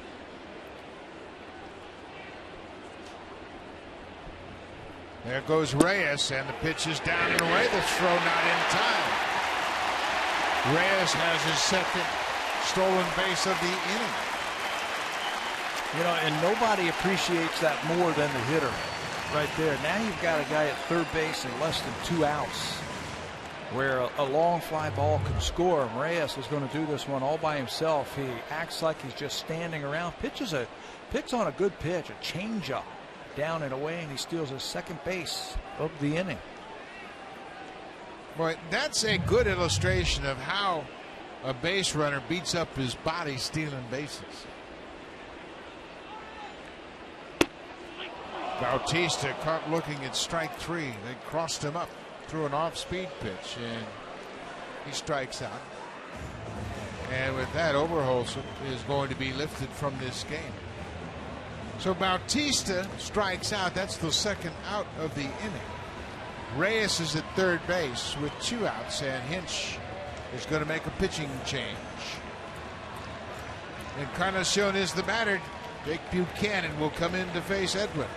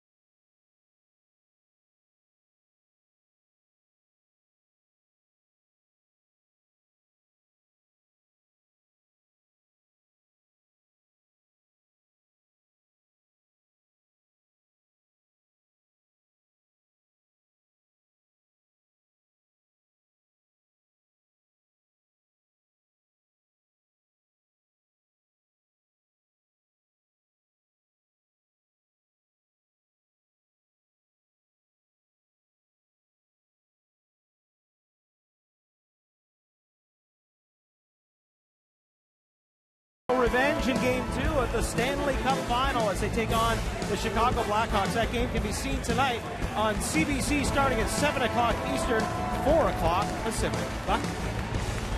Barry, a lot of good sports on the schedule this weekend. Of course, that great Champions League final and Stanley Cup Finals Game 2 tonight. Jake Buchanan pitched in last night's game. He entered the ball game in the 7th inning and got 2 outs despite walking a couple. Edwin Encarnacion goes after the first pitch and fouls it into the seats.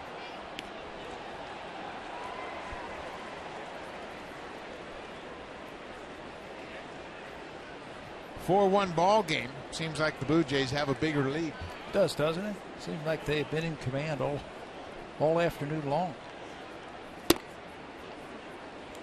6 hits for the Blue Jays, 5 for Houston. Blue Jays have made the most of their hits.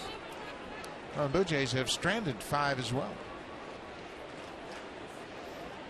0-2 pitch.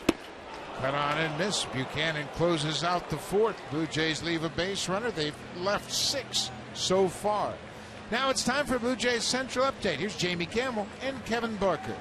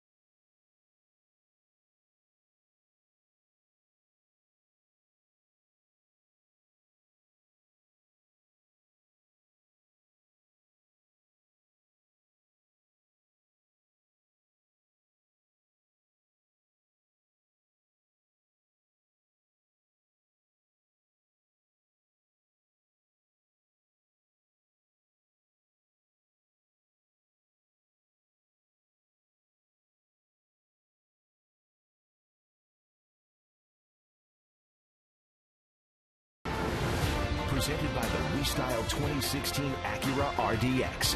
Go beyond utility.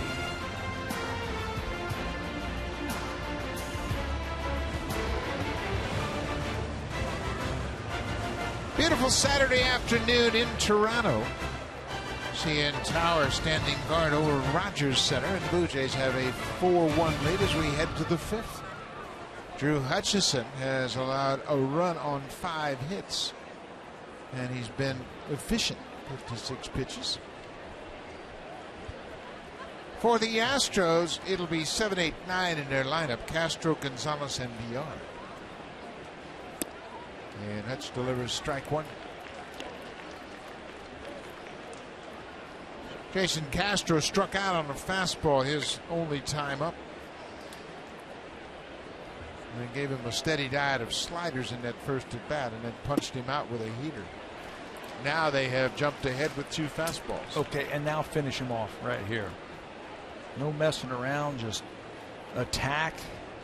And this is where you go through all your pregame scouting reports. This is what I want to do to finish him off, and he finishes him off with a breaking ball. Good sequence. 3 strikeouts for Hutchison. 2 fastballs and a slider. That does the trick. Second time this afternoon that they've gotten Jason Castro. This is the one where it's in the zone a long time. And as a hitter, you see strike start to swing, and then it slides right off the zone, and you get yourself a strikeout. 1 down. Now the number 8 hitter, Marwin Gonzalez. Gonzalez singled and scored his last time up. He scored the only Astros run.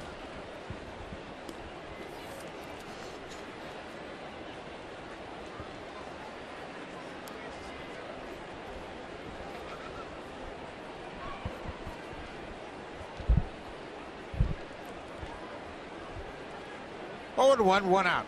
This is the 5th inning. Gonzalez pops it out of play.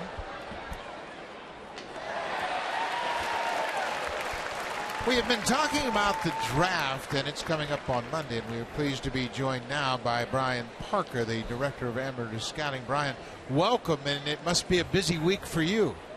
Yeah, it is. We've been up here since last Sunday, and we're just trying to finish up, getting everything ready for Monday night, and get the board lined up, and get ready for the draft on Monday. This has got to be like Christmas Eve, New Year's, and birthdays all wrapped up in one as your year comes to a head here in the period of the draft. It is. It started last summer for this year's draft. Right after this year's draft, we'll bounce right into next year's, for 2016. So it starts right away, and it's a long process. Our guys do a great job out in the field and all over the country, in Canada and the U.S. And it's the culmination of a lot of work and a lot of time. Brian, you talked a little bit about the board, and that's so essential to a draft. Talk about how you put that together, and do you stick to the board as the draft is moving along? Yeah, you do. I mean, that's really what it's ultimately about.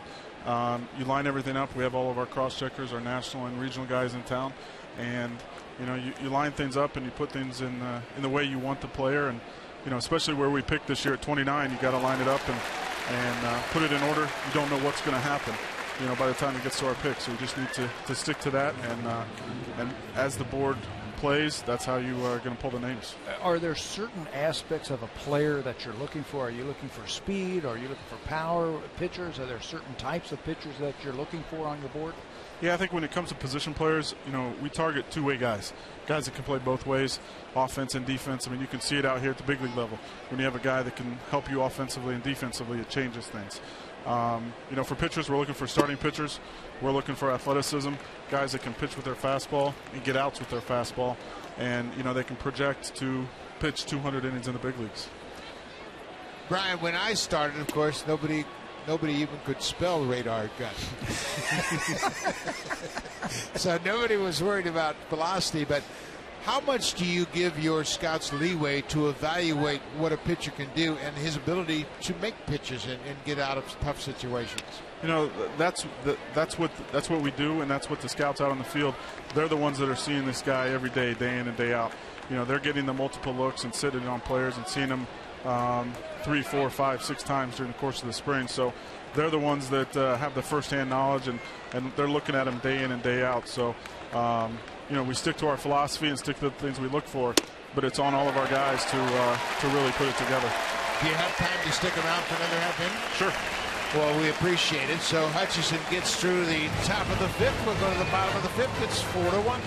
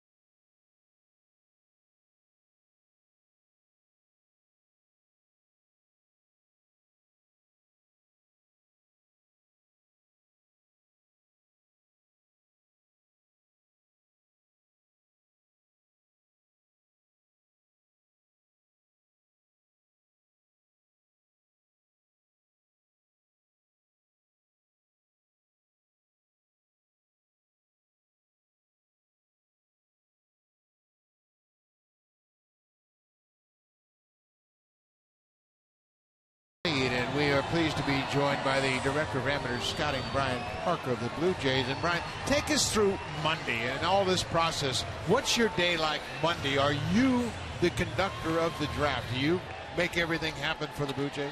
Yeah, by Monday we'll basically have our board wrapped up. It'll be done. The draft isn't until 7 o'clock at night, so it is kind of a long day. You're waiting for the draft to get going.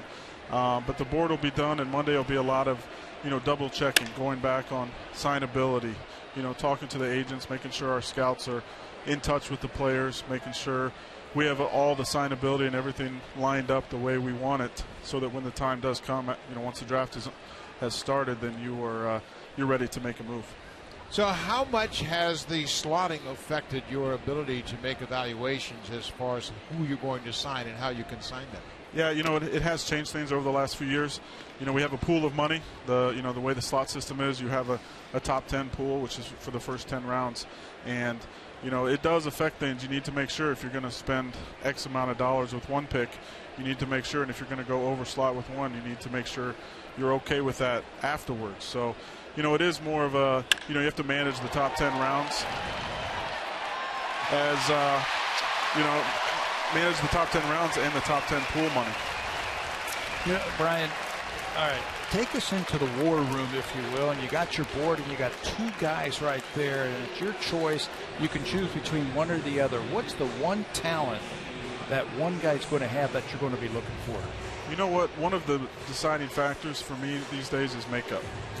I mean, when it comes to the draft and you pull in a name, you're betting on the person and the makeup and the work ethic and all that. If the talent's similar, and the makeup is different, you're going to go with the guy with the best makeup, the guy that you think is going to work through it. I mean, everybody knows when you're in the minor leagues, you're going to struggle, and you got to fight through it. Everybody's going to struggle at some point along the way, and to know that those guys are going to fight through it, that's huge. How do you find that out about a guy's makeup? It's really getting to know the players.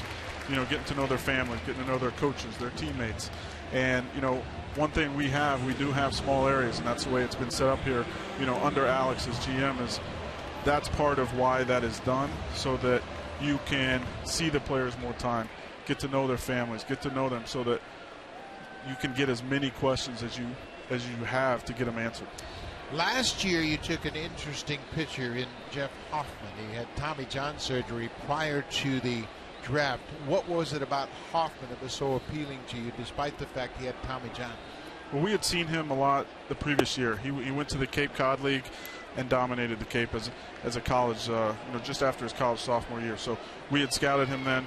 We had scouted him early in his junior year because of where we picked. We picked 9th and 11th. So we scouted him as if he might be a guy, knowing he probably wouldn't be, even as the year started. But we did get a lot of looks early in the season.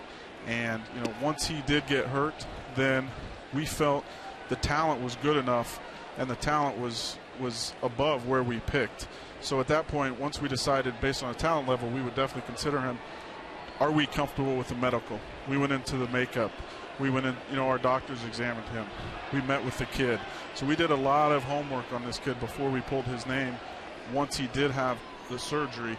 And, we just felt the talent combined with everything else, we were buying. So we decided to make the pick. I have to tell you, I saw him throw his first live BP in spring training. And when I saw him standing on the mound, I thought these guys did a good job with this guy. And that was before he ever threw a pitch. He's got a presence about him. He does. And, on the mound, when you're looking at him, he's what they look like. He's what they look like here in the big leagues. Now, obviously, there's some development. He's got to get out, and he's got to pitch every 5 days. There's an adjustment from college to pro ball. You're pitching once every 5 days as opposed to once every 7. So now he's doing that. Now that he's back, he's in the Florida State League. He's getting adjusted to the normal professional schedule. But we just felt, the talent was too big for us to walk away from last year. How's he doing down there? He's doing great. His last start was his best start.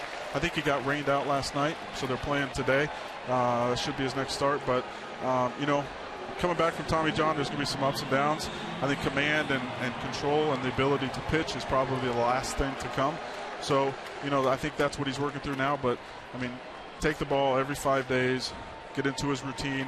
Those are the things that are important right now. When you look at the possibilities, you could have 5 young starters in your rotation, all under 25 next season.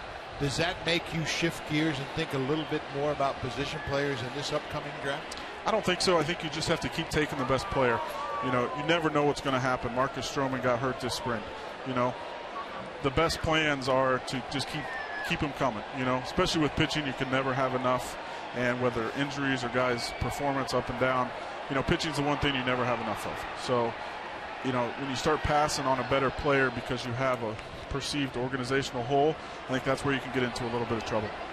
Why do guys fall in the draft, and how do you find guys in the 7th, 8th, 9th round that become big league players? What happens there? They fall for different reasons. They may have a bad spring, stats-wise, performance-wise. They just may not show the stuff that they've showed before, as a pitcher. Or as a position player, just has a bad 2-month run. I mean, you see big leaguers that have bad 2 months, and then the rest of the season, they get back to what they are. But the seasons are so short that, you just need to stay with what you have. Kevin Pillar is a perfect example of that. What was he, 32nd round, but you see a baseball player. Absolutely. And in Kevin Pillar, you have an area scout who at the time, Kevin Fox, he fought for the guy. You have area scouts that fight for players, and, I call them gut feel guys. I ask the scouts every time when we have our regional meetings before the draft, gut feel guys, who do you want in this draft? Forget everything else. What players do you want? And a lot of times the successful players, especially later round picks, it's those type of players. How many players have you seen in this draft? I've probably seen 120, 130 right in there. I think we have over 850 players total that we have turned in. And I've seen, between us and our cross-checkers, including myself, we've seen just about every one of those players. How do you set your board with 800 guys on there? That's amazing. You just have to stick to your process, stick to our philosophy, and the players that we target and the players that we want, and just line them up. All of our guys have press lists that they continually update throughout the spring, and you just need to stick to that and combine it all at the end and merge it and put together your final board. I kind of stuck my head in there last year when you guys were doing that, and I saw the board. It went all the way around the room, and there were cell phones everywhere, guys everywhere, food everywhere. I mean, that's got to be a lot of work, but a lot of fun too. It is. It's like you guys said earlier, it's a Christmas. This is what we spent the whole last year leading up to. Is next Monday, Tuesday, Wednesday. I mean, it's 3 days for the draft. There's 40 rounds, so that's everything we're doing during the course of the year leads up to next Monday. How do you go about signing a draftee? Do you get the pleasure of signing some of these top draft picks yourself? Absolutely. A lot of times, there's a couple steps that need to happen. Obviously you pull the name and you draft the player. You get through the signability. You get through the dealing with advisors and whatnot. And then ultimately, once you get a deal, then you bring them down. The physicals are involved and everything like that. So, Brian, we can't thank you enough for your time. It was very interesting. Good luck on Monday. And thank you very much. Wish you the best. All right.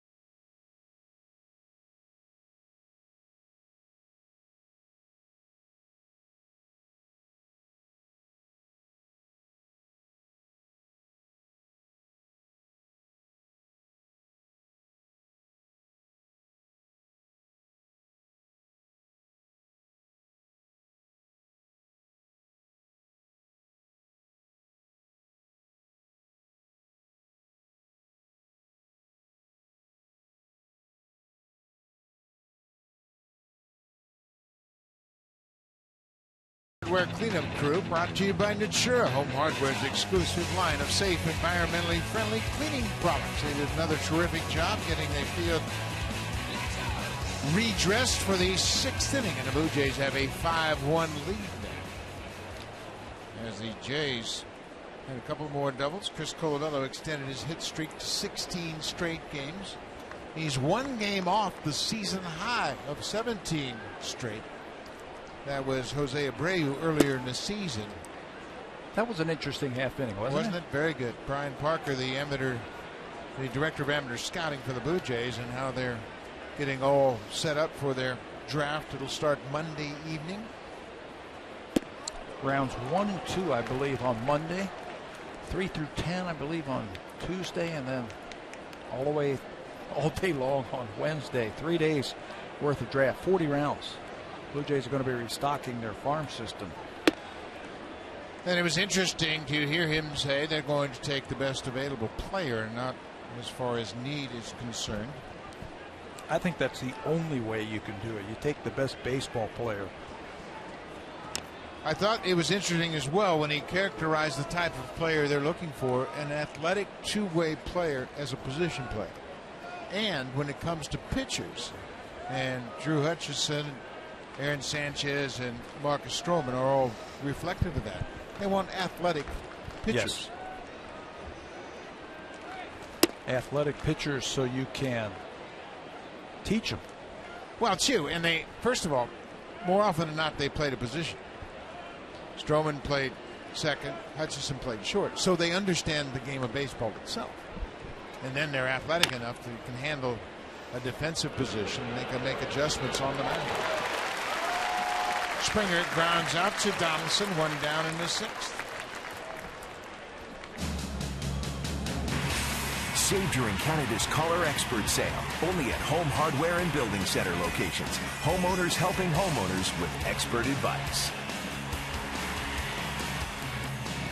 Beautiful Saturday afternoon. The folks on the boats out in Lake Ontario. It is a cool day. 16 degrees at the start of play today. But it is a gorgeous afternoon to get out and about. Jose Altuve takes a ball. Altuve, he's 2 for 2.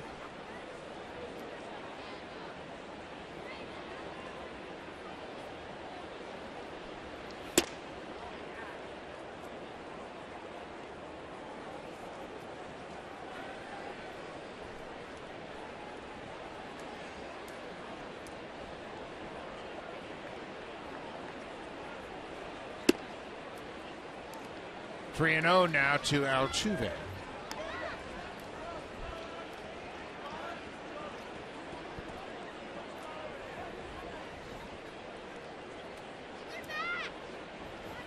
There's a strike. It's 3-1. Drew Hutchison pitching in the 6th inning. He faced the Astros in the opening game of that 4-game series in Houston. There's a fly ball to left. Should be an easy play for Valencia. He's there and makes the pitch. Go down.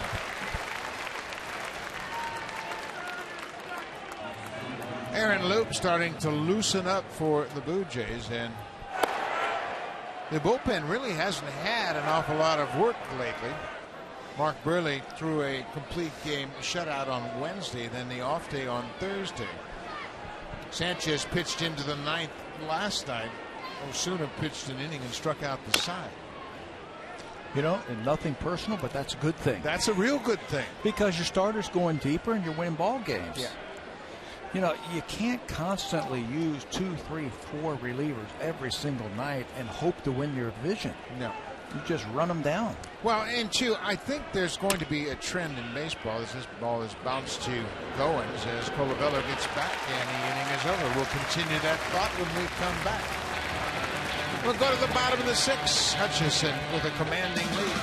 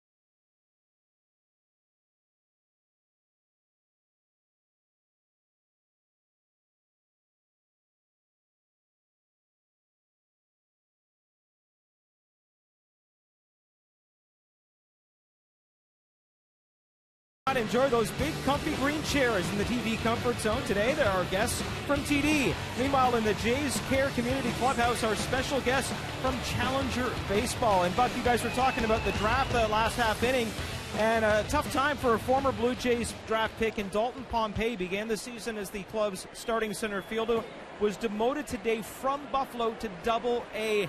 Tough time for him. He was hitting just over 200, and it's going to take him a little while to get himself back up here to the big league. I think the Blue Jays are just trying to get some confidence instilled in Dalton Pompey, and if it takes a trip back to Double-A and let him get it some regular playing time, so be it. Young man, he's got a lot of baseball in his future. Yeah, Addison fouls this one off. And a lot of talent, too. So you don't want to lose the player. Well, Pompey had 91 at-bats in Buffalo. He had 209, had 2 doubles, a triple, no home runs, and drove in 6 runs. So that's almost 100 at-bats. And you know what? You're better off to get him to a place where he can have some success. Donaldson gets hit by the pitch. An 0-2 pitch. And he will go to first base. So Bautista will bat. Donaldson officially 0 for 2. This pitch takes off and runs inside and hits him in the backside. Right there. Another chance to score a run, though, for Donaldson. First time that he has been on, he leads the American League in runs scored, with 46 coming into today's ball game. Jose Bautista takes the first pitch strike.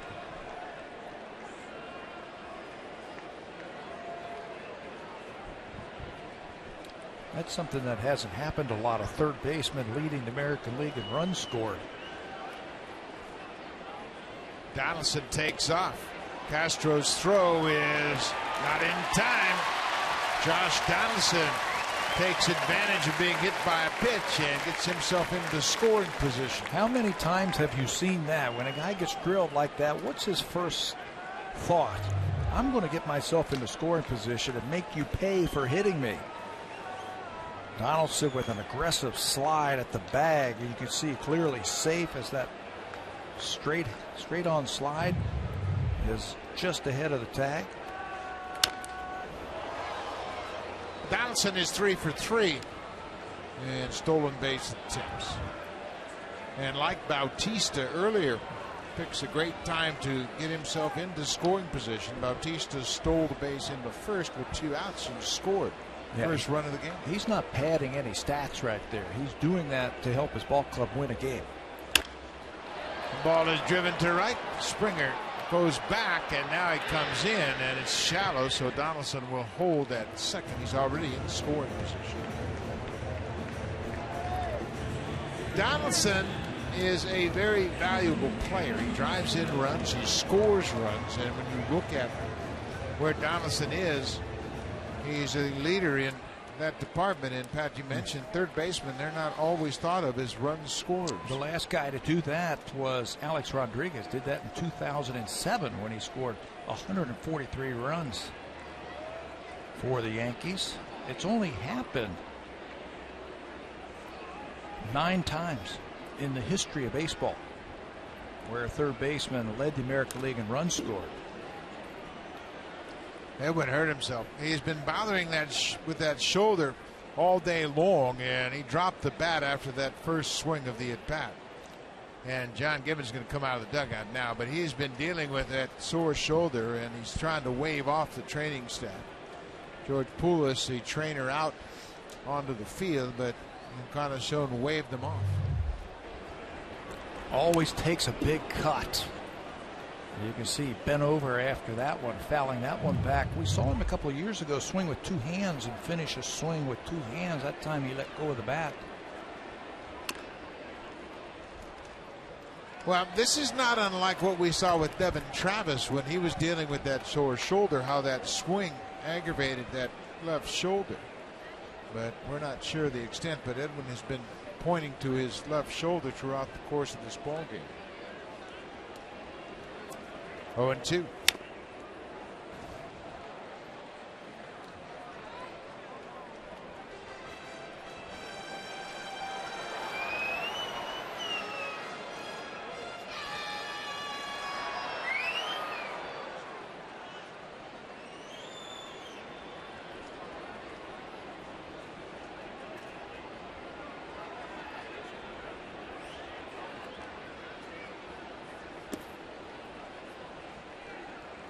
Now it's 1-2. Blue Jays are trying to win 4 straight for the first time this season. They have not won 4 in a row since last September. Second week of September, they had a 4-game win streak. But that's how you get back to 500. You have streaks. You put them together. They're 4 games under 500 as we speak.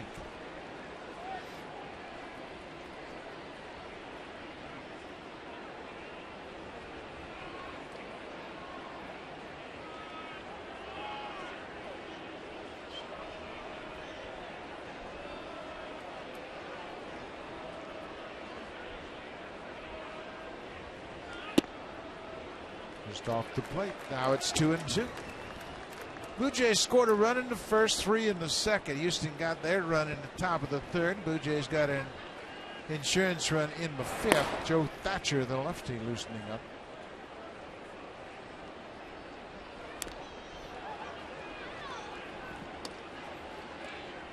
Obviously, we're not sure what the extent of the problem is, but he appears to be dealing with some sort of shoulder problem. He continues to reach up in the top of that left shoulder. Right at the top. Where those 2 bony points stick out in your shoulder. 2-2, 1 out. Donaldson at second base. Encarnacion stays alive. Well, he's not going to give up. He's got an RBI already as he drove in the first run of the ball game. We mentioned the Blue Jays are one of 2 teams in the big leagues that have 3 hitters that have driven in 30 or more runs. The trio of Donaldson, Bautista, and Encarnacion. Only the Twins can boast the same.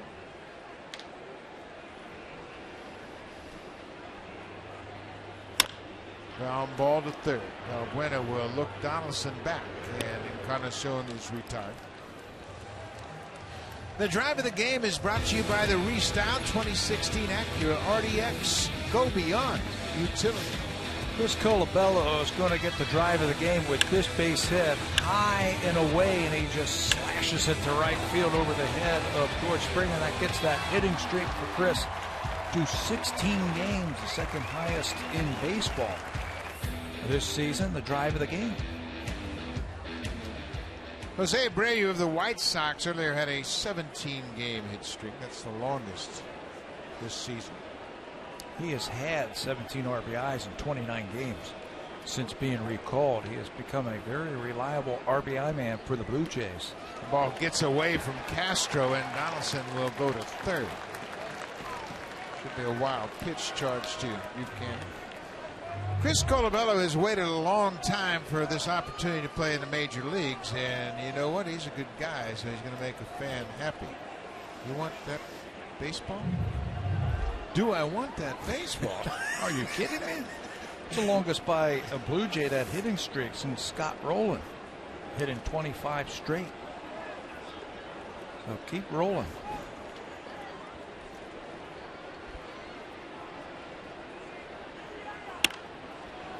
Colabello's double was his 9th double of the season. Boy, what a surprise he has been, and a very pleasant surprise. I don't think anybody really anticipated Colabello would have this much of an opportunity. There just wasn't a place for him to play. Saunders was coming back. He was going to play in left field. Pompey was in center to start the season. Pilar was the extra outfielder and the odd man out. Did he check? Yes, he did, according to Sam Holbrook. Colabello wasn't even an outfielder. He was an infielder on the roster for the Blue Jays. A roster heading into spring training that only had 4 outfielders on it. So he got some playing time with the injuries and the ineffectiveness of some players. And like any baseball player, you've seen it for years, you get a chance, take advantage of it. And Chris has. Well, and another thing that's going to help, and hopefully the Blue Jays will get Devin Travis back and eventually Michael Saunders back as well. Well, John Gibbons now has a whole bunch of guys that have played regular.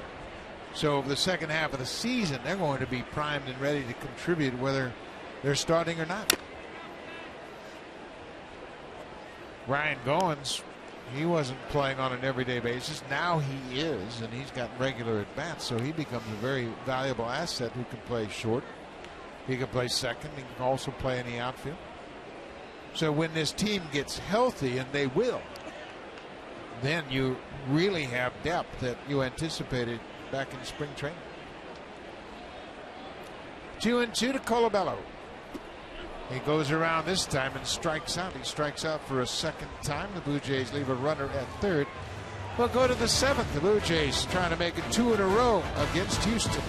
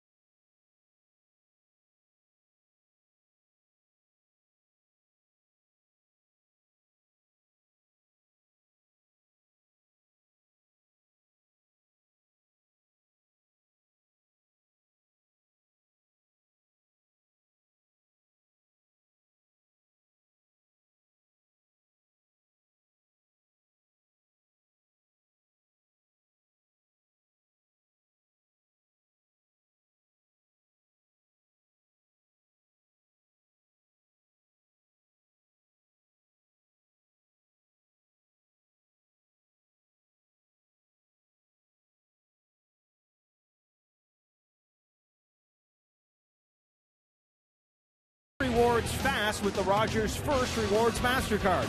You'll earn 5,000 first-use bonus points redeemable for 7 free on-demand movies with no annual fee. Apply today. Buck? Thank you, Barry. Good crowd on hand here on this Junior Jays. It's Saturday, 31,809, and it promises to be a similar, if not larger, crowd tomorrow when they give away the Marcus Stroman bobblehead. Saw Marcus's father here earlier today, Earl Stroman, up for that event of the Stroman giveaway. I bet you it's a huge crowd tomorrow. Yeah, They'll be lining up at 8 o'clock tomorrow. This is an Evan Gattis. He's 1 for 2. He singled in the fourth.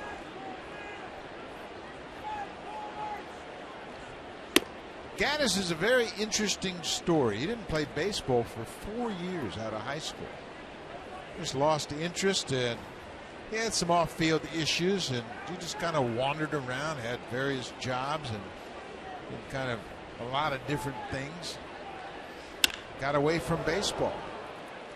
But he came back and had his love rekindled at college in Texas. He played for Perriman Basin, a Division III school in Texas. And then got a chance for the Braves, made it to the big leagues, and here he is now, a regular DH for Houston. Had a great winter ball season. 2013, he went down to Venezuela and played in Zulia, which is in Venezuela, in Maracaibo, Venezuela. And he hit 16 home runs in that winter, which is really interesting. He played 60 games in winter ball, and he picked up the nickname, the Oso Blanco, for the White Bear. And in winter ball, boy, once you have a reputation like that, they came back and had another good year, but he furthered his experience by playing winter ball in Venezuela. And I'm telling you, he's big. We saw him a couple of years ago with the Atlanta Braves when they rolled through here, and he was putting on a show during batting practice. So Gattis is 2 for 3. Colby Erasmus 0 for 1 with a walk. Pete Walker with a quick message to the mound. Aaron Loop continues to work down in the Blue Jays bullpen.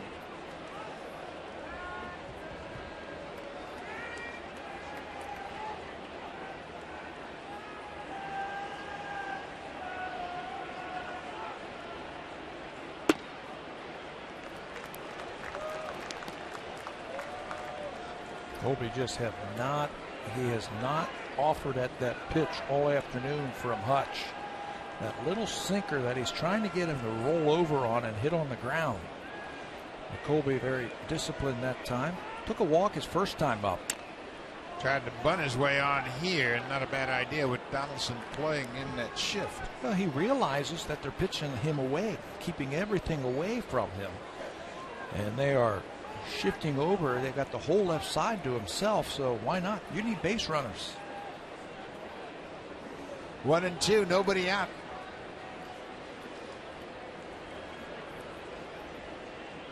Colby had food poisoning on Monday and hasn't been able to play until playing in center last night.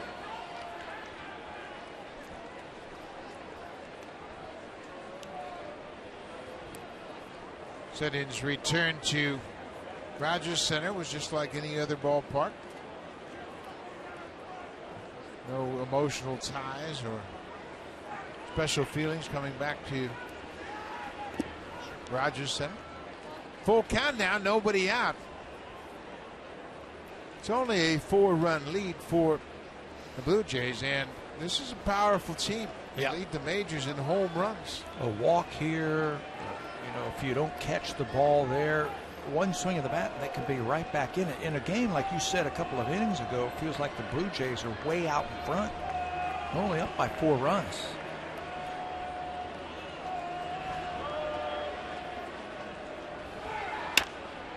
Popped up behind home plate. Navarro takes the mask off, makes the catch. Hits the first out of the inning. Well, Houston, they have a 4.5 game lead in the AL West, and it's interesting how they have developed that lead. You look at their average and they're last, but they do some impressive things. Home runs and steals, that's what they do. They #1 in the American League in stolen bases, #1 in home runs. That will score you a lot of runs. Then you turn it over to that bullpen, and good things happen. They lead the major leagues with 17 come from behind wins. So good things have been happening for the Astros. Well, Drew Hutchison will walk off the mound with a 5-1 lead. He goes 6 1/3. Another good start for the Blue Jays rotation.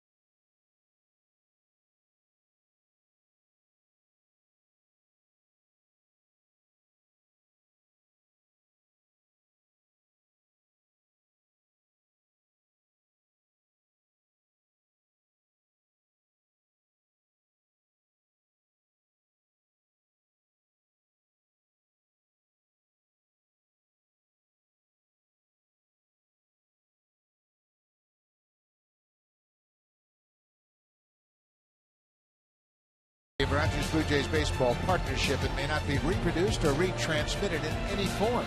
And the accounts and descriptions of this game may not be disseminated without the express written consent of Rogers Blue Jays baseball partnership. The Blue Jays have a 5-1 lead. Drew Hutchison with another good start leaves the game with 1 out here in the 7th. He's responsible for the runner at first, Evan Gattis. But Hutchison has held the Astros to 6 hits. Now it's Aaron Loup to face the pinch hitter Chris Carter. With the great starting pitching that the Blue Jays have had, the bullpen, they're well rested.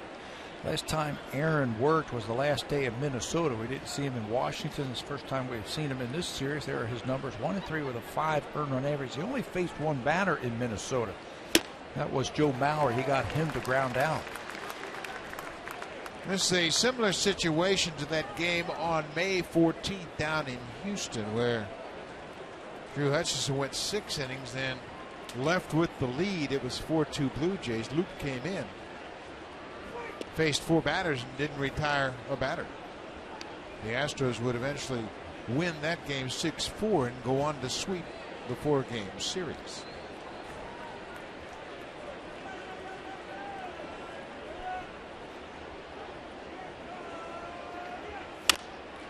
Carter got off to a slow start, but he has heated up recently.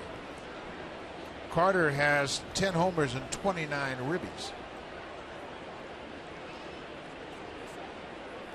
There are the numbers over his last 13 games.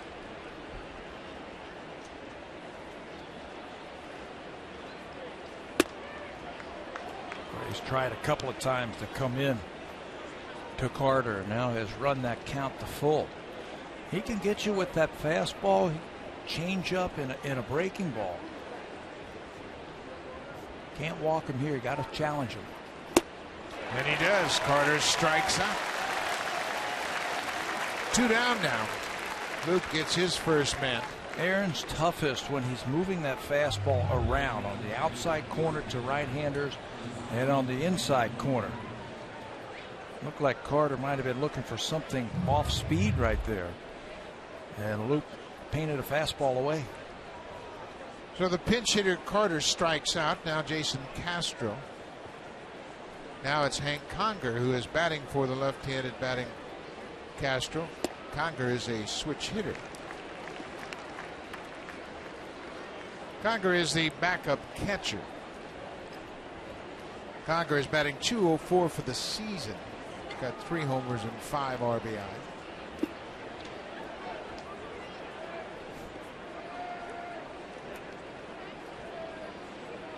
Conger against lefties just 188.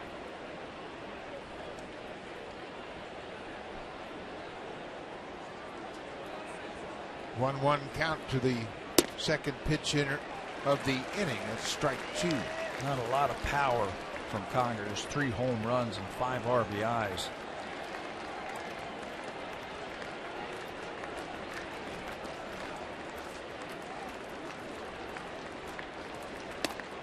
Outside is even now at 2-2.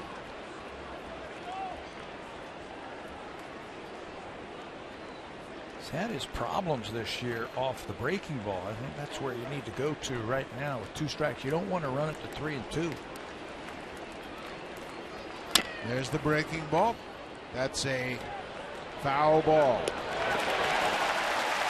Third base umpire John Hirschbeck called it foul. Donaldson couldn't wait to hear the fair or foul call, and he had to throw across the diamond.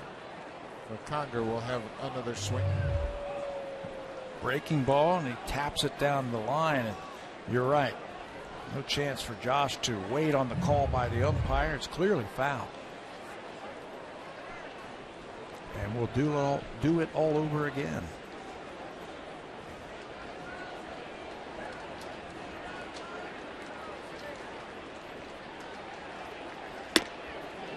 Fastball off the plate inside. Now it's a full count. Evan Gaddis at first. And they're going to play behind him, of course, with 2 outs.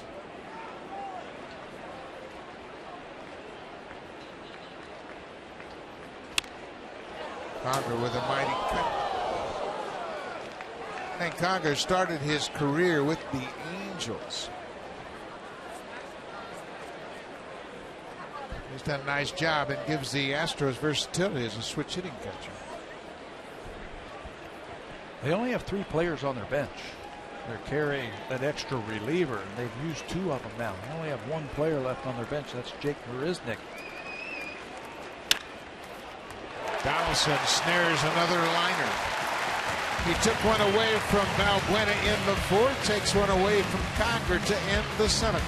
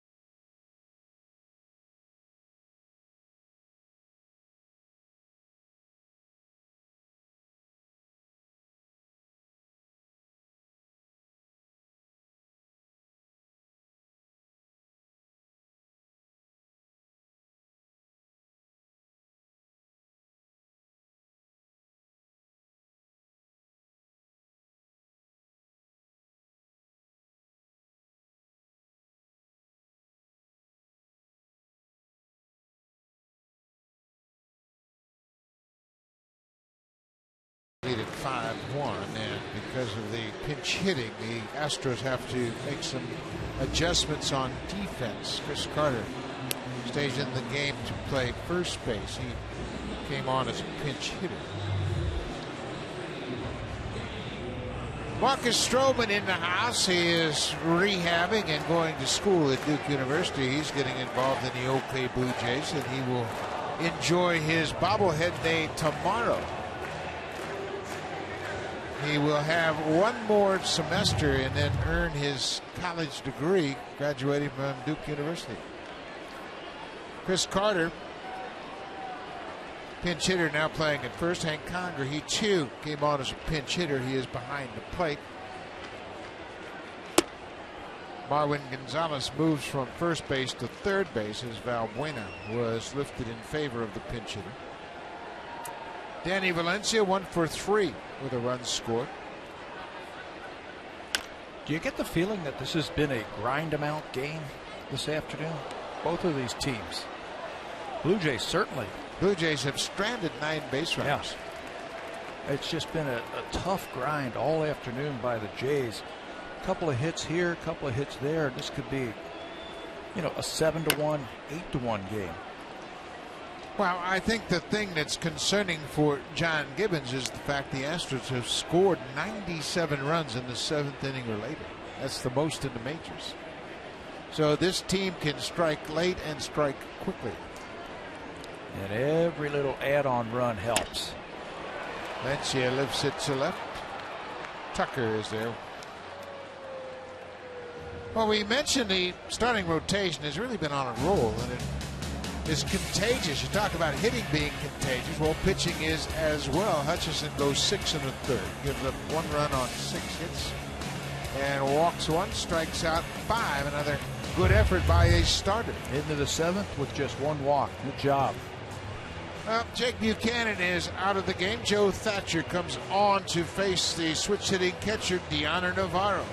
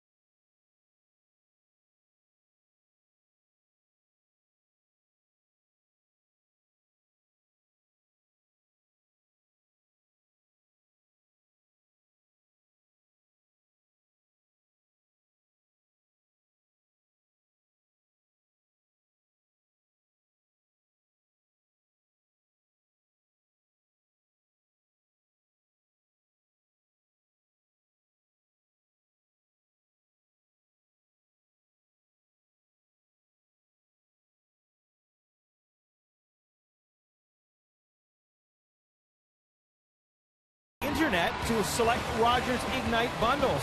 Find out how by calling 1-888-ROGERS-1. Hurry, offer ends soon. Buck? Thank you, Barry. We have a pitching change. Joe Thatcher, the left-hander, comes on here with 1 out in the 7th to face Deoner Navarro, the switch-hitting catcher. Situational lefty Joe Thatcher, 18 games this year. He's only thrown 10 2/3 innings. 2.53 earned run average for Thatcher. He came in yesterday's game, had a scoreless 2/3 of an inning. Saw those 18 appearances, 12 of them have been less than a full inning. So he's a typical situational lefty. Got a lot of things going on with that delivery. Difficult for hitters to pick up that baseball out of his release point. In last night's game, Thatcher got Goins to ground out to end the 6th and then struck out Reyes to start the 7th, and then he left in favor of Jake Buchanan. Today he is on in relief of Buchanan.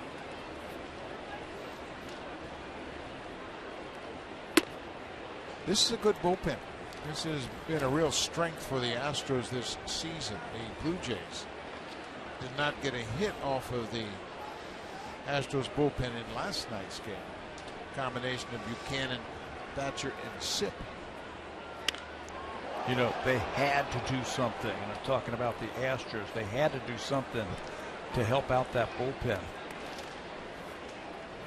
They went out and they signed Gregerson. Went out and picked him up. Pat Neshek. They went out and got him.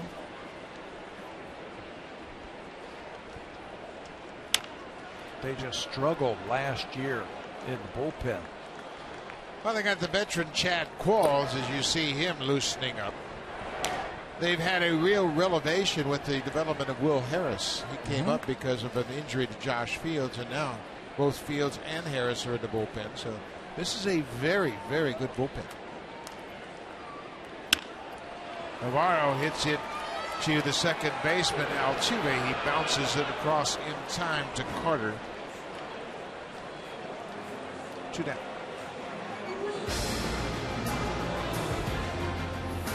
Experience the Restyle 2016 Acura RDX. Go beyond utility.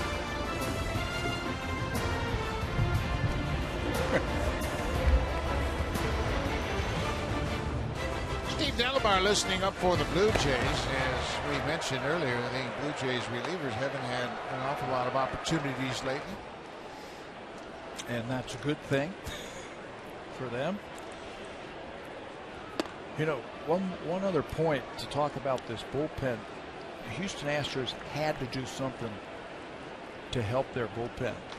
They lost 26 games last year in their last at bat. Kevin Pillar lines this one into the seats foul.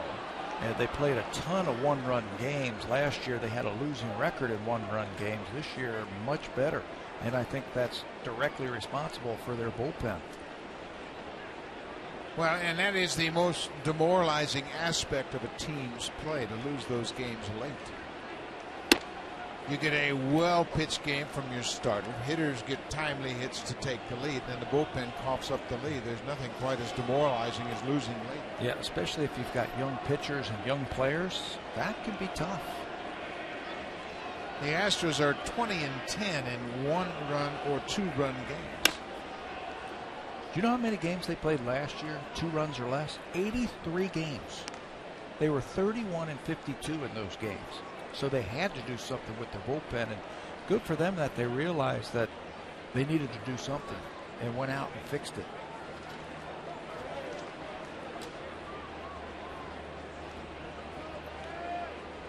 Kevin Pillar 2 for 3 with a couple of ribbies. And this time he strikes out. That ends the inning. So Thatcher does his job. He closes out the 7th. We'll go to the 8th. The Blue Jays will send in Steve Delabar.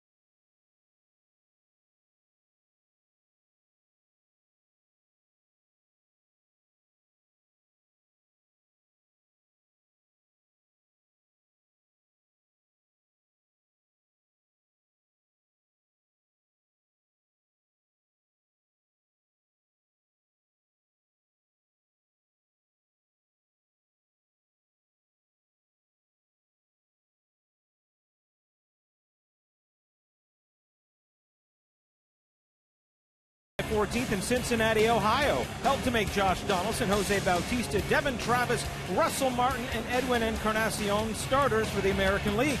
Fans can vote a maximum of 35 times per email address. Vote early, vote often, vote at BlueJays.com. Now, Tabby, I know you're from Cincinnati. What can we expect from the home run derby? You think there'll be a lot of balls flying out of that park? Hey, that's a launching pad in Cincinnati. Great American ballpark, and I bet you someone's going to hit one in the Ohio River. Oh, yeah. Somebody's going to hit one over the seats all the way into the river.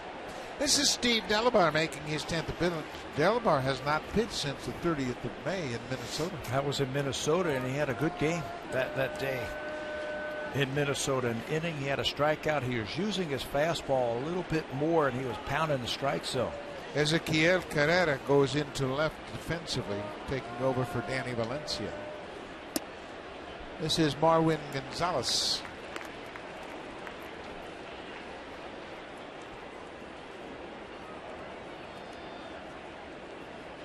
Gonzalez started out at first base. He's now moved across the diamond to third.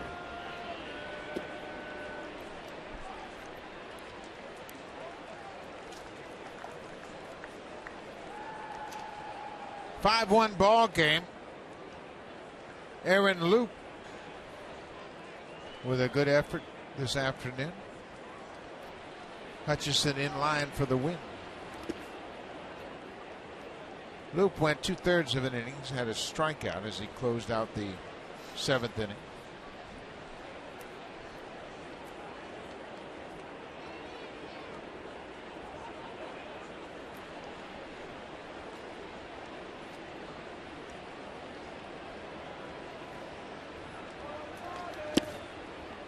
Delabar now with a 2-2 count to the leadoff man here in the 8th.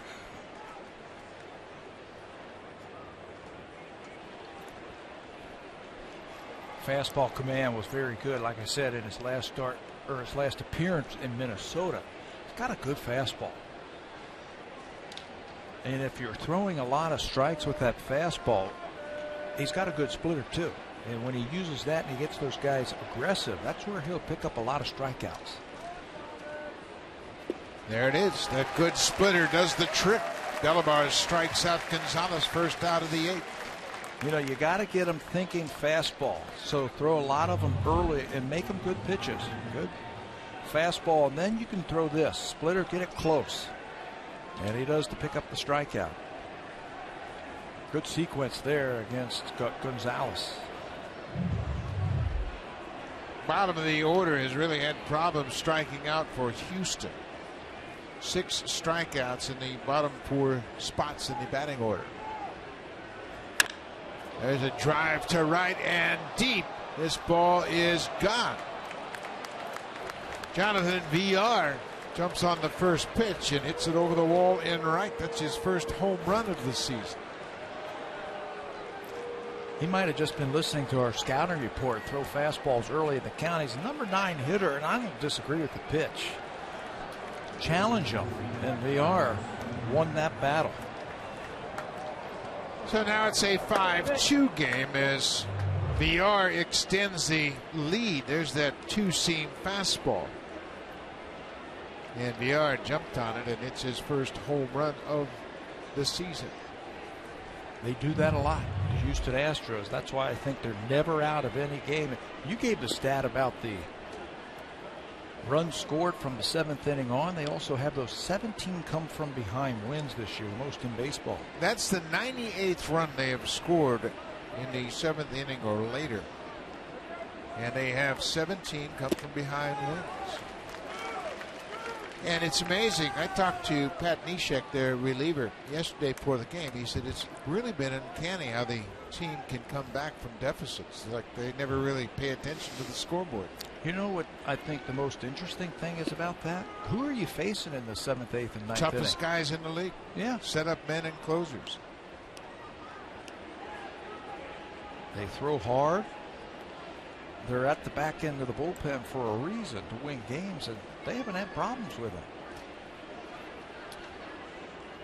2-1 to George Springer. Now it's 3-1. Well, this is where you get to the middle of the order, and that's where you can run into trouble. Springer's the leadoff man, followed by Altuve, who's gone 2 for 3 so far. High fly ball into center. Pilar comes in. 2 down. Well, Houston, big surprise in the AL West as they have a 4.5 game lead over the Texas Rangers. And the Rangers, they've won 7 of their last 10. They've closed ground. And how about Seattle? They have lost 7 straight, including a 1-0 loss last night to Tampa Bay. Logan Forsythe hit a solo home run off Fernando Rodney in the ninth. Only run of that game.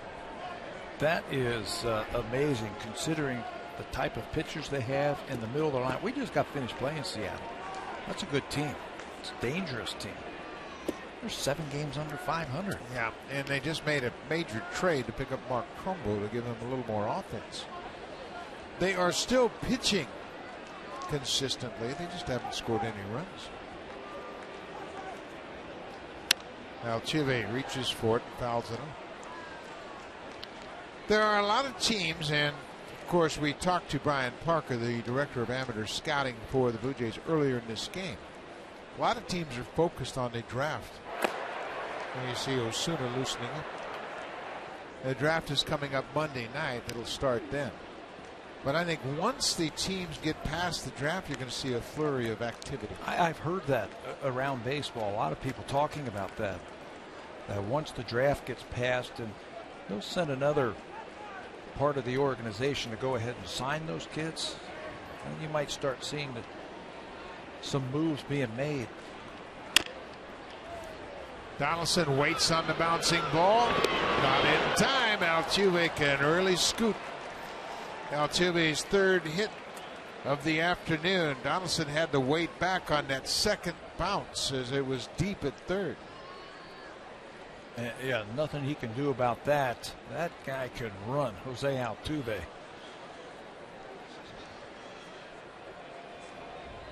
Well, John Gibbons with a slow walk to the mound. Steve Delabar struck out the first batter in the inning, then gave up a home run. And after a pop out to center, Altuve knocks him out of the game with his 3rd hit. Roberto Osuna struck out the side last night.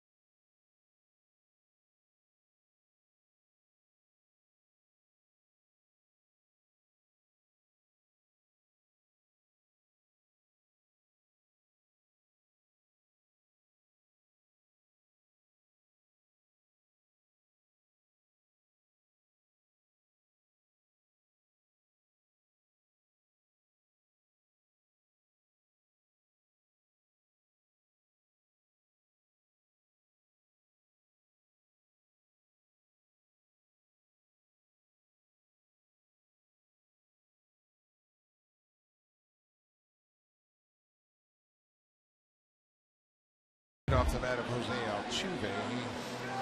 He leaves the game, and Delabar hands the ball off to John Gibbons. And Gibbons has a message for Delabar before he departs. And Delabar struck out Marwin Gonzalez, gave up a home run to Villar on 1 pitch, and then got the pop out of Springer. So now it's Roberto Osuna. We mentioned he struck out the side in the 9th last night. He came on in relief of Aaron Sanchez and punched out Altuve, Tucker, and Gaddis to end the game. And this is, I think, just to get through this inning right here, there are the numbers in 23 games now for Roberto Osuna. finish off the 8th inning. You got the middle of the order for the Astros, some very dangerous hitters. First pitch changeup. Boy, Osuna pitches like a veteran. He understands the game situation. He knows that Tucker saw him last night and was looking for a fastball.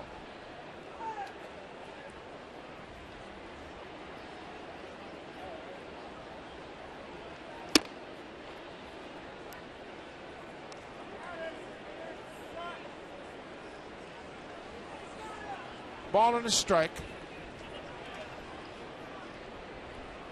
It's a 5-2 game.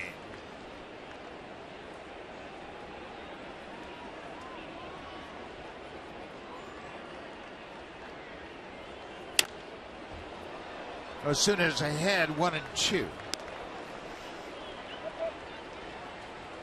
Roberto has a breaking ball. It's a slider, and it feels like it's a pitch that for him is coming around. He's got a great feel for his changeup. Been mixing his grip over the last couple of years to find something that works, but this would be a good spot, I think, for a breaking ball. They didn't see any last night against him. How about a high fastball? Osuna strikes out 4 Astros in 2 games. We're moved to the bottom of the 8th. It's a 5-2 Blue Jays lead. Now time for a Blue Jays Central update. Here's Jamie Campbell and Kevin Barker.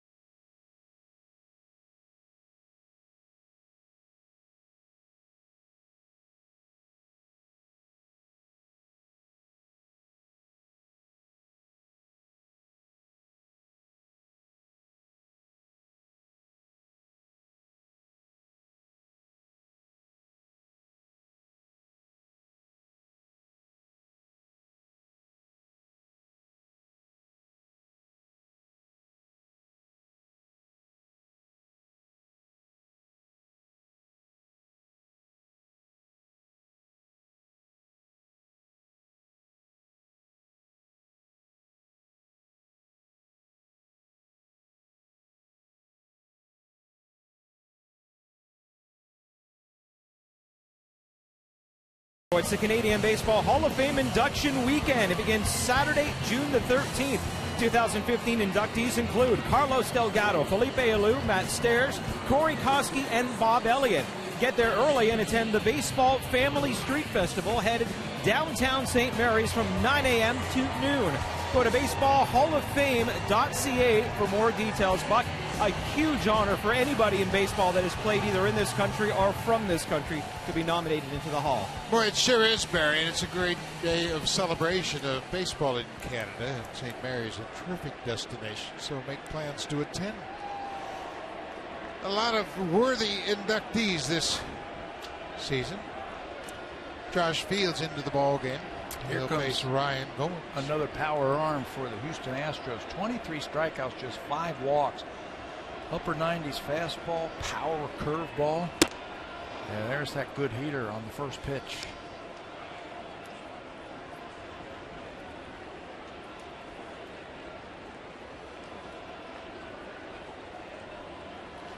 Fields picked up a win in the series in Houston. He actually appeared in 3 ball games in that series. 3 of the 4 games he made appearances in. Pitched a total of 2 innings, walked the batter and struck out 3. Didn't give up a hit.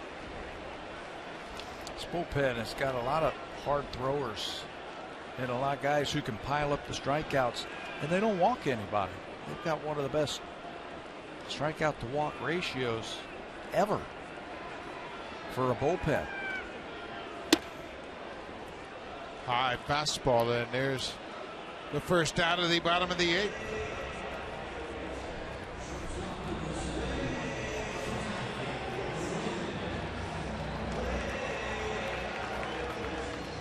Jose Reyes has a hit and a walk. He's 1 for 3 with an RBI, and the RBI single in the second inning.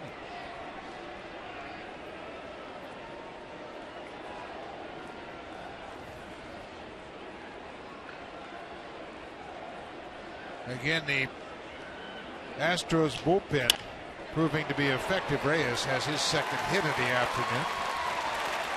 The liner into right. He is swinging a hot bat. He has made things happen on the bases today, also with a couple of stolen bases. He was sitting on that first pitch fastball, but his hands are so quick. He can get that bat head around, turns that thing around. Now, we were talking earlier about stealing important bases. If you're going to steal, this would be a big run, I think, for the Blue Jays. Yeah, it's a 3-run ball game. You're in the middle of the order for the Astros, top of the 9th. Cleanup man Evan Gattis will lead things off for Houston in the 9th. Josh Donaldson looking to extend his hit streak.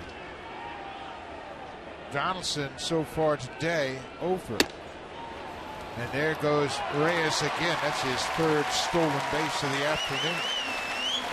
And a great time to run. You've got a guy on the mound in Josh Fields who likes to use that high leg kick. And it takes him a while to get that ball home. Watch the high leg kick. And a good time to run. Hank Conger throws that ball right into the ground. And Reyes picks up the big steal. Blue Jays have 5 stolen bases this afternoon.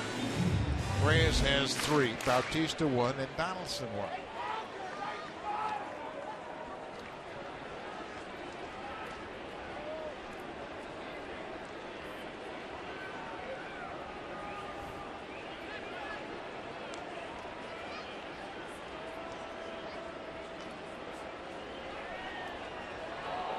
Make sure Reyes doesn't steal 3rd again.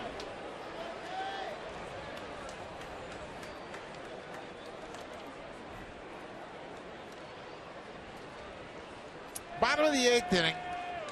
Blue Jays jumped out 4-0 in this game after 2 innings. They scored 1 in the first, 3 in the second. Donaldson bounces it just foul outside of 3rd. Interesting thing for the Blue Jays is the fact that they haven't hit a home run. BR has the only home run in the game. You see Brett Cecil warming up. You know what the Blue Jays have done offensively, at least for me today, is they've played good, solid, fundamental baseball. They've moved runners, the sacrifice bunt by Ryan Goins in the second inning, getting a couple of big runs across the board. Sacrifice fly, another sacrifice bunt by Valencia led to a run. Altuve is just camped out at second base. He's playing Reyes as if he were a first baseman, holding him on at first. Reyes stole 3rd base in the 4th.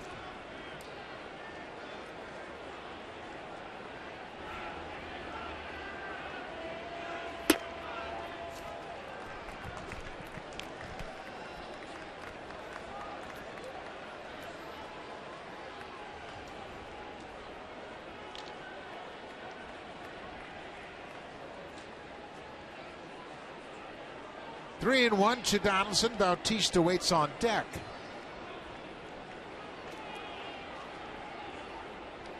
Donaldson riding a 10-game hit streak. He takes his strike. It's now 3 and 2. He is 0 for 2 with a sacrifice fly and a hit by pitch.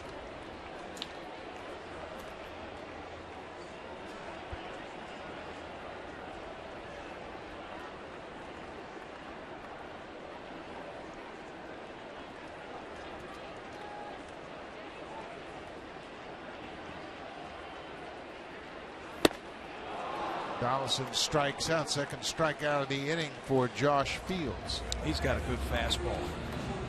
Not a real big guy, but he can generate a lot of power from that arm. He was a former #1 pick of the Seattle Mariners way back in 2008. He's actually a Rule 5 guy they got from the Red Sox organization. He's turned into a nice reliever for Houston. So Jose Bautista bats with Reyes at second.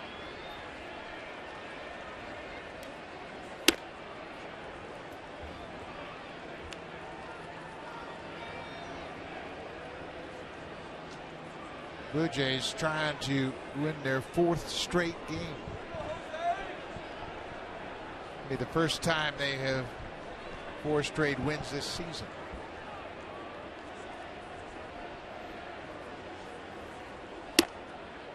The Marlins will be here Monday. The Miami Marlins have won 3 in a row and 5 of their last 7.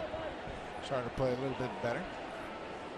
Giancarlo Stanton hit one halfway to Boulder yesterday in Denver. 478 feet to straightaway center. I'm going to appreciate watching that guy take batting practice on Monday. 2-0 to Bautista.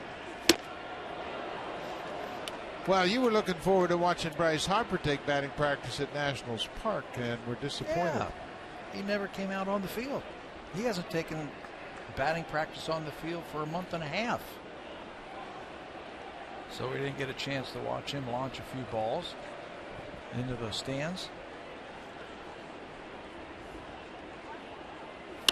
Bautista fouls it into the seats. It's 2-2. There's only been a couple of guys I like watching take batting practice.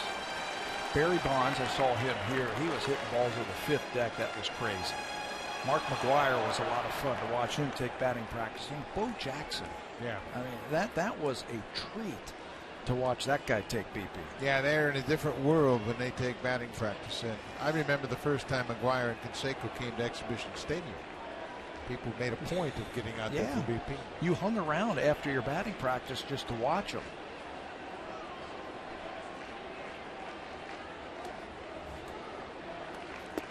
Curveball missed down away. It's a full count. You saw Justin Smoke on deck. If Bautista can reach, Smoke will bat for Encarnacion, and if not, he'll play first base defensively.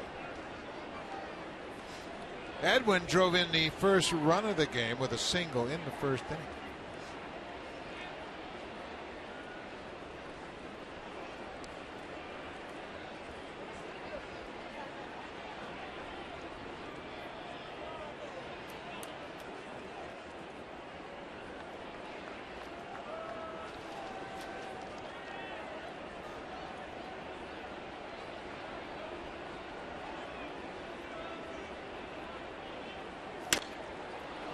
Now back up over our booth into the upper deck.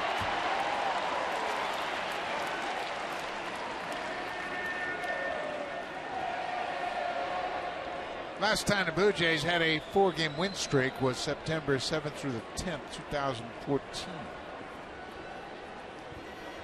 This is their 4th 3-game win streak of the season. Just haven't had that consistent starting pitching, but now they have. Yep. That, and they get some timely hitting. They've played a little bit better defense. Just get to 500. I think that's what their sights are set on right now. And then go from there. Bautista takes a breaking ball for ball 4. Second time he's walked this afternoon.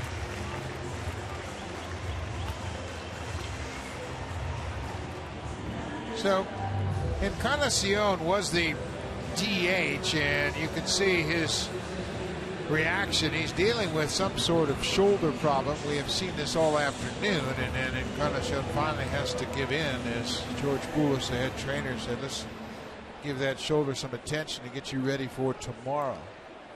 But Edwin waved off the training staff earlier in the game when he was dealing with some pain, but he is out of the game now as Justin Smoke comes on to pinch hit. Smoke has been the Blue Jays' best pinch hitter, and he goes up a hacking. Yeah, that's why. He gets 3 strikes, and he's going to get 3 swings. Take his chances. He is 5 for 12 coming off the bench.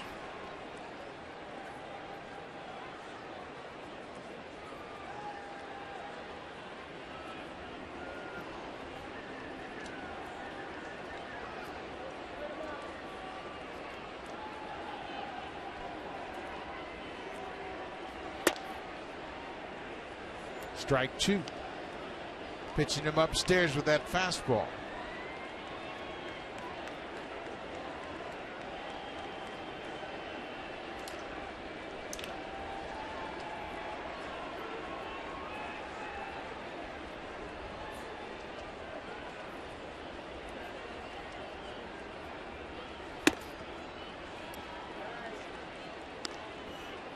Blue Jays have a 5-2 lead. We're in the bottom of the eighth. Roberto Osuna struck out Preston Tucker to end the top half of the eighth.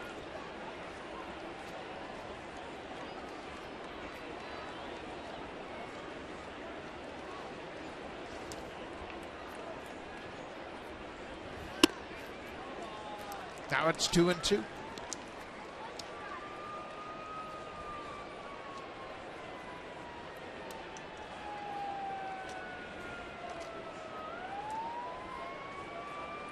Reyes has been on base 3 times. Bautista has been on base 3 times as well.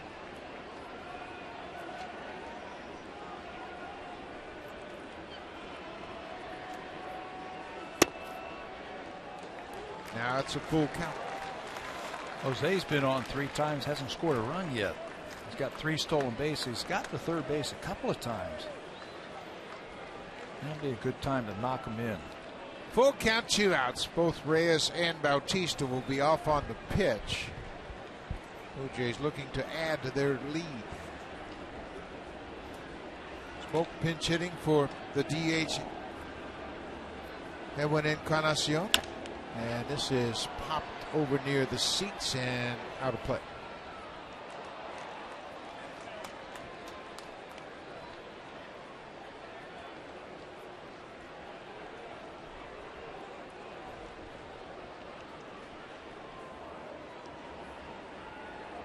Blue Jays have stranded 9 base runners today. It could be a much larger lead for them. They have 5 runs on 9 hits, but have left 9. Every inning but last inning, they've left at least 1 runner on base. Last inning, they had a 1-2-3 inning with a pitching change. Reyes takes off early, and there's a base hit. Reyes is going to score. Bautista's headed around third. They're going to send him. Altuve gets the relay, and it's not in time. Rustin Smoke, his 6th pinch hit, drives in 2 here in the 8th. 3-2, 2 outs. The runners are going to go as soon as that pitch is delivered. Unless you're Jose Reyes, you're going to leave early. There's nobody at third base because they're over there at the shift, so why not try and do that? Watch him take off. There he is at third base, and this ball is hit hard by Justin Smoke into right field. The relay from Springer is a little off track, and you see Altuve has to go over into foul territory and just can't get anything on that throw. Blue Jays pick up 2 big insurance runs here in the 8th inning. For Smoke, his 14th and 15th RBIs of the season. Chris Colabello cuts on the first pitch. It's now 7-2.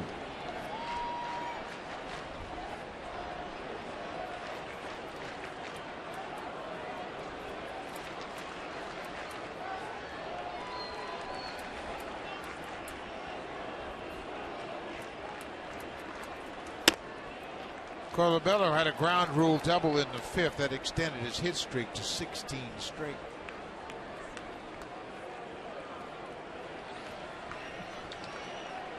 Brett Cecil is loosening up in the Blue Jays pen. He is now just standing by. Not a save opportunity now after that hit. Colabello pulls it to short. VR throws in time to end the inning, but the Blue Jays have 2 more. Justin Smoke with a 2-run pinch hit double. The Blue Jays have a 7-2 lead. Cecil on in a non-save situation.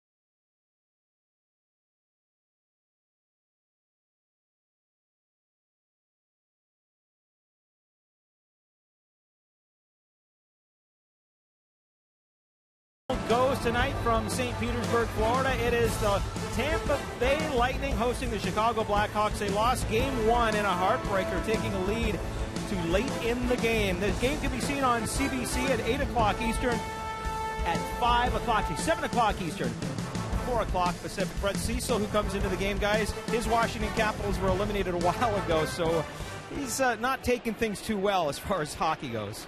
Well, it's going to be a great night for sure. Game 2 of that Stanley Cup Finals, and Brett Cecil is into the game. As we mentioned, this is not a save opportunity, and they have been a rarity for the Blue Jays. Yeah, Brett's only had 3 all season long. He's converted 2 of those. Last pitched in Game 2 in that doubleheader in Washington.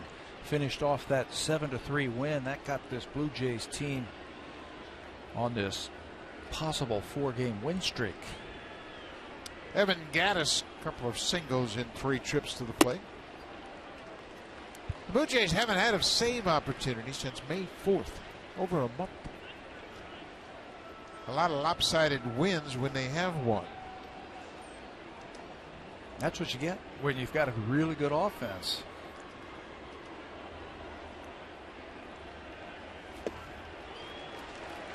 Well, that curveball is sharp, man.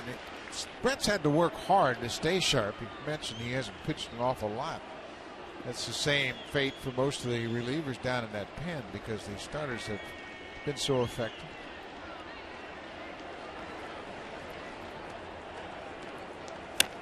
Off the end of the bat.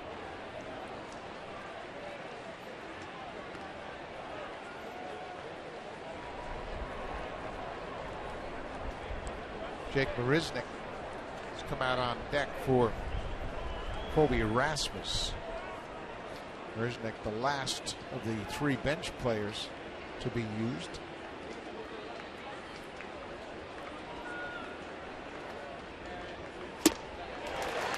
Gattis strikes out on the high heater. Second time he's gone down swinging. Sandwiched around a couple of base hits. Brett Cecil, after a couple of breaking balls, said, okay, I'm going to go high fastball. They've had success with Big Evan Gattis going upstairs with that fastball. And he is a large man. 1 out. This is the pinch hitter, Jake Marisnick, the former Blue Jay farmhand. He goes after the first pitch and pops it into foul ground. Donaldson, the third baseman, down, makes the catch to that.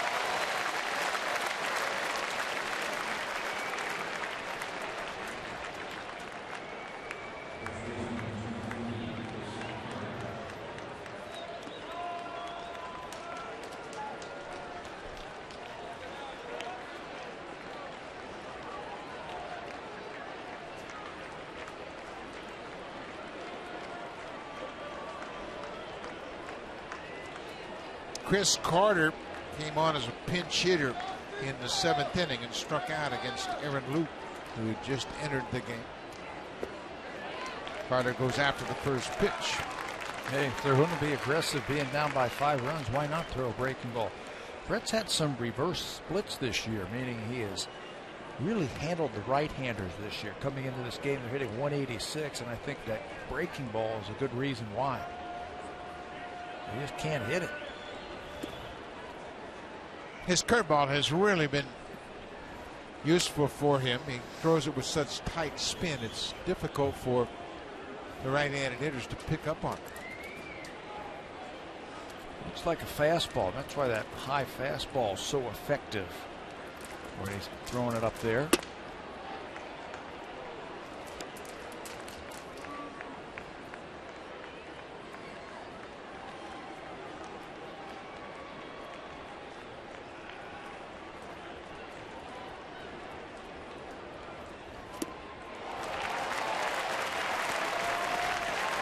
That's a good curveball. Old Uncle Charlie. Good crowd on hand. 31,809 on their feet.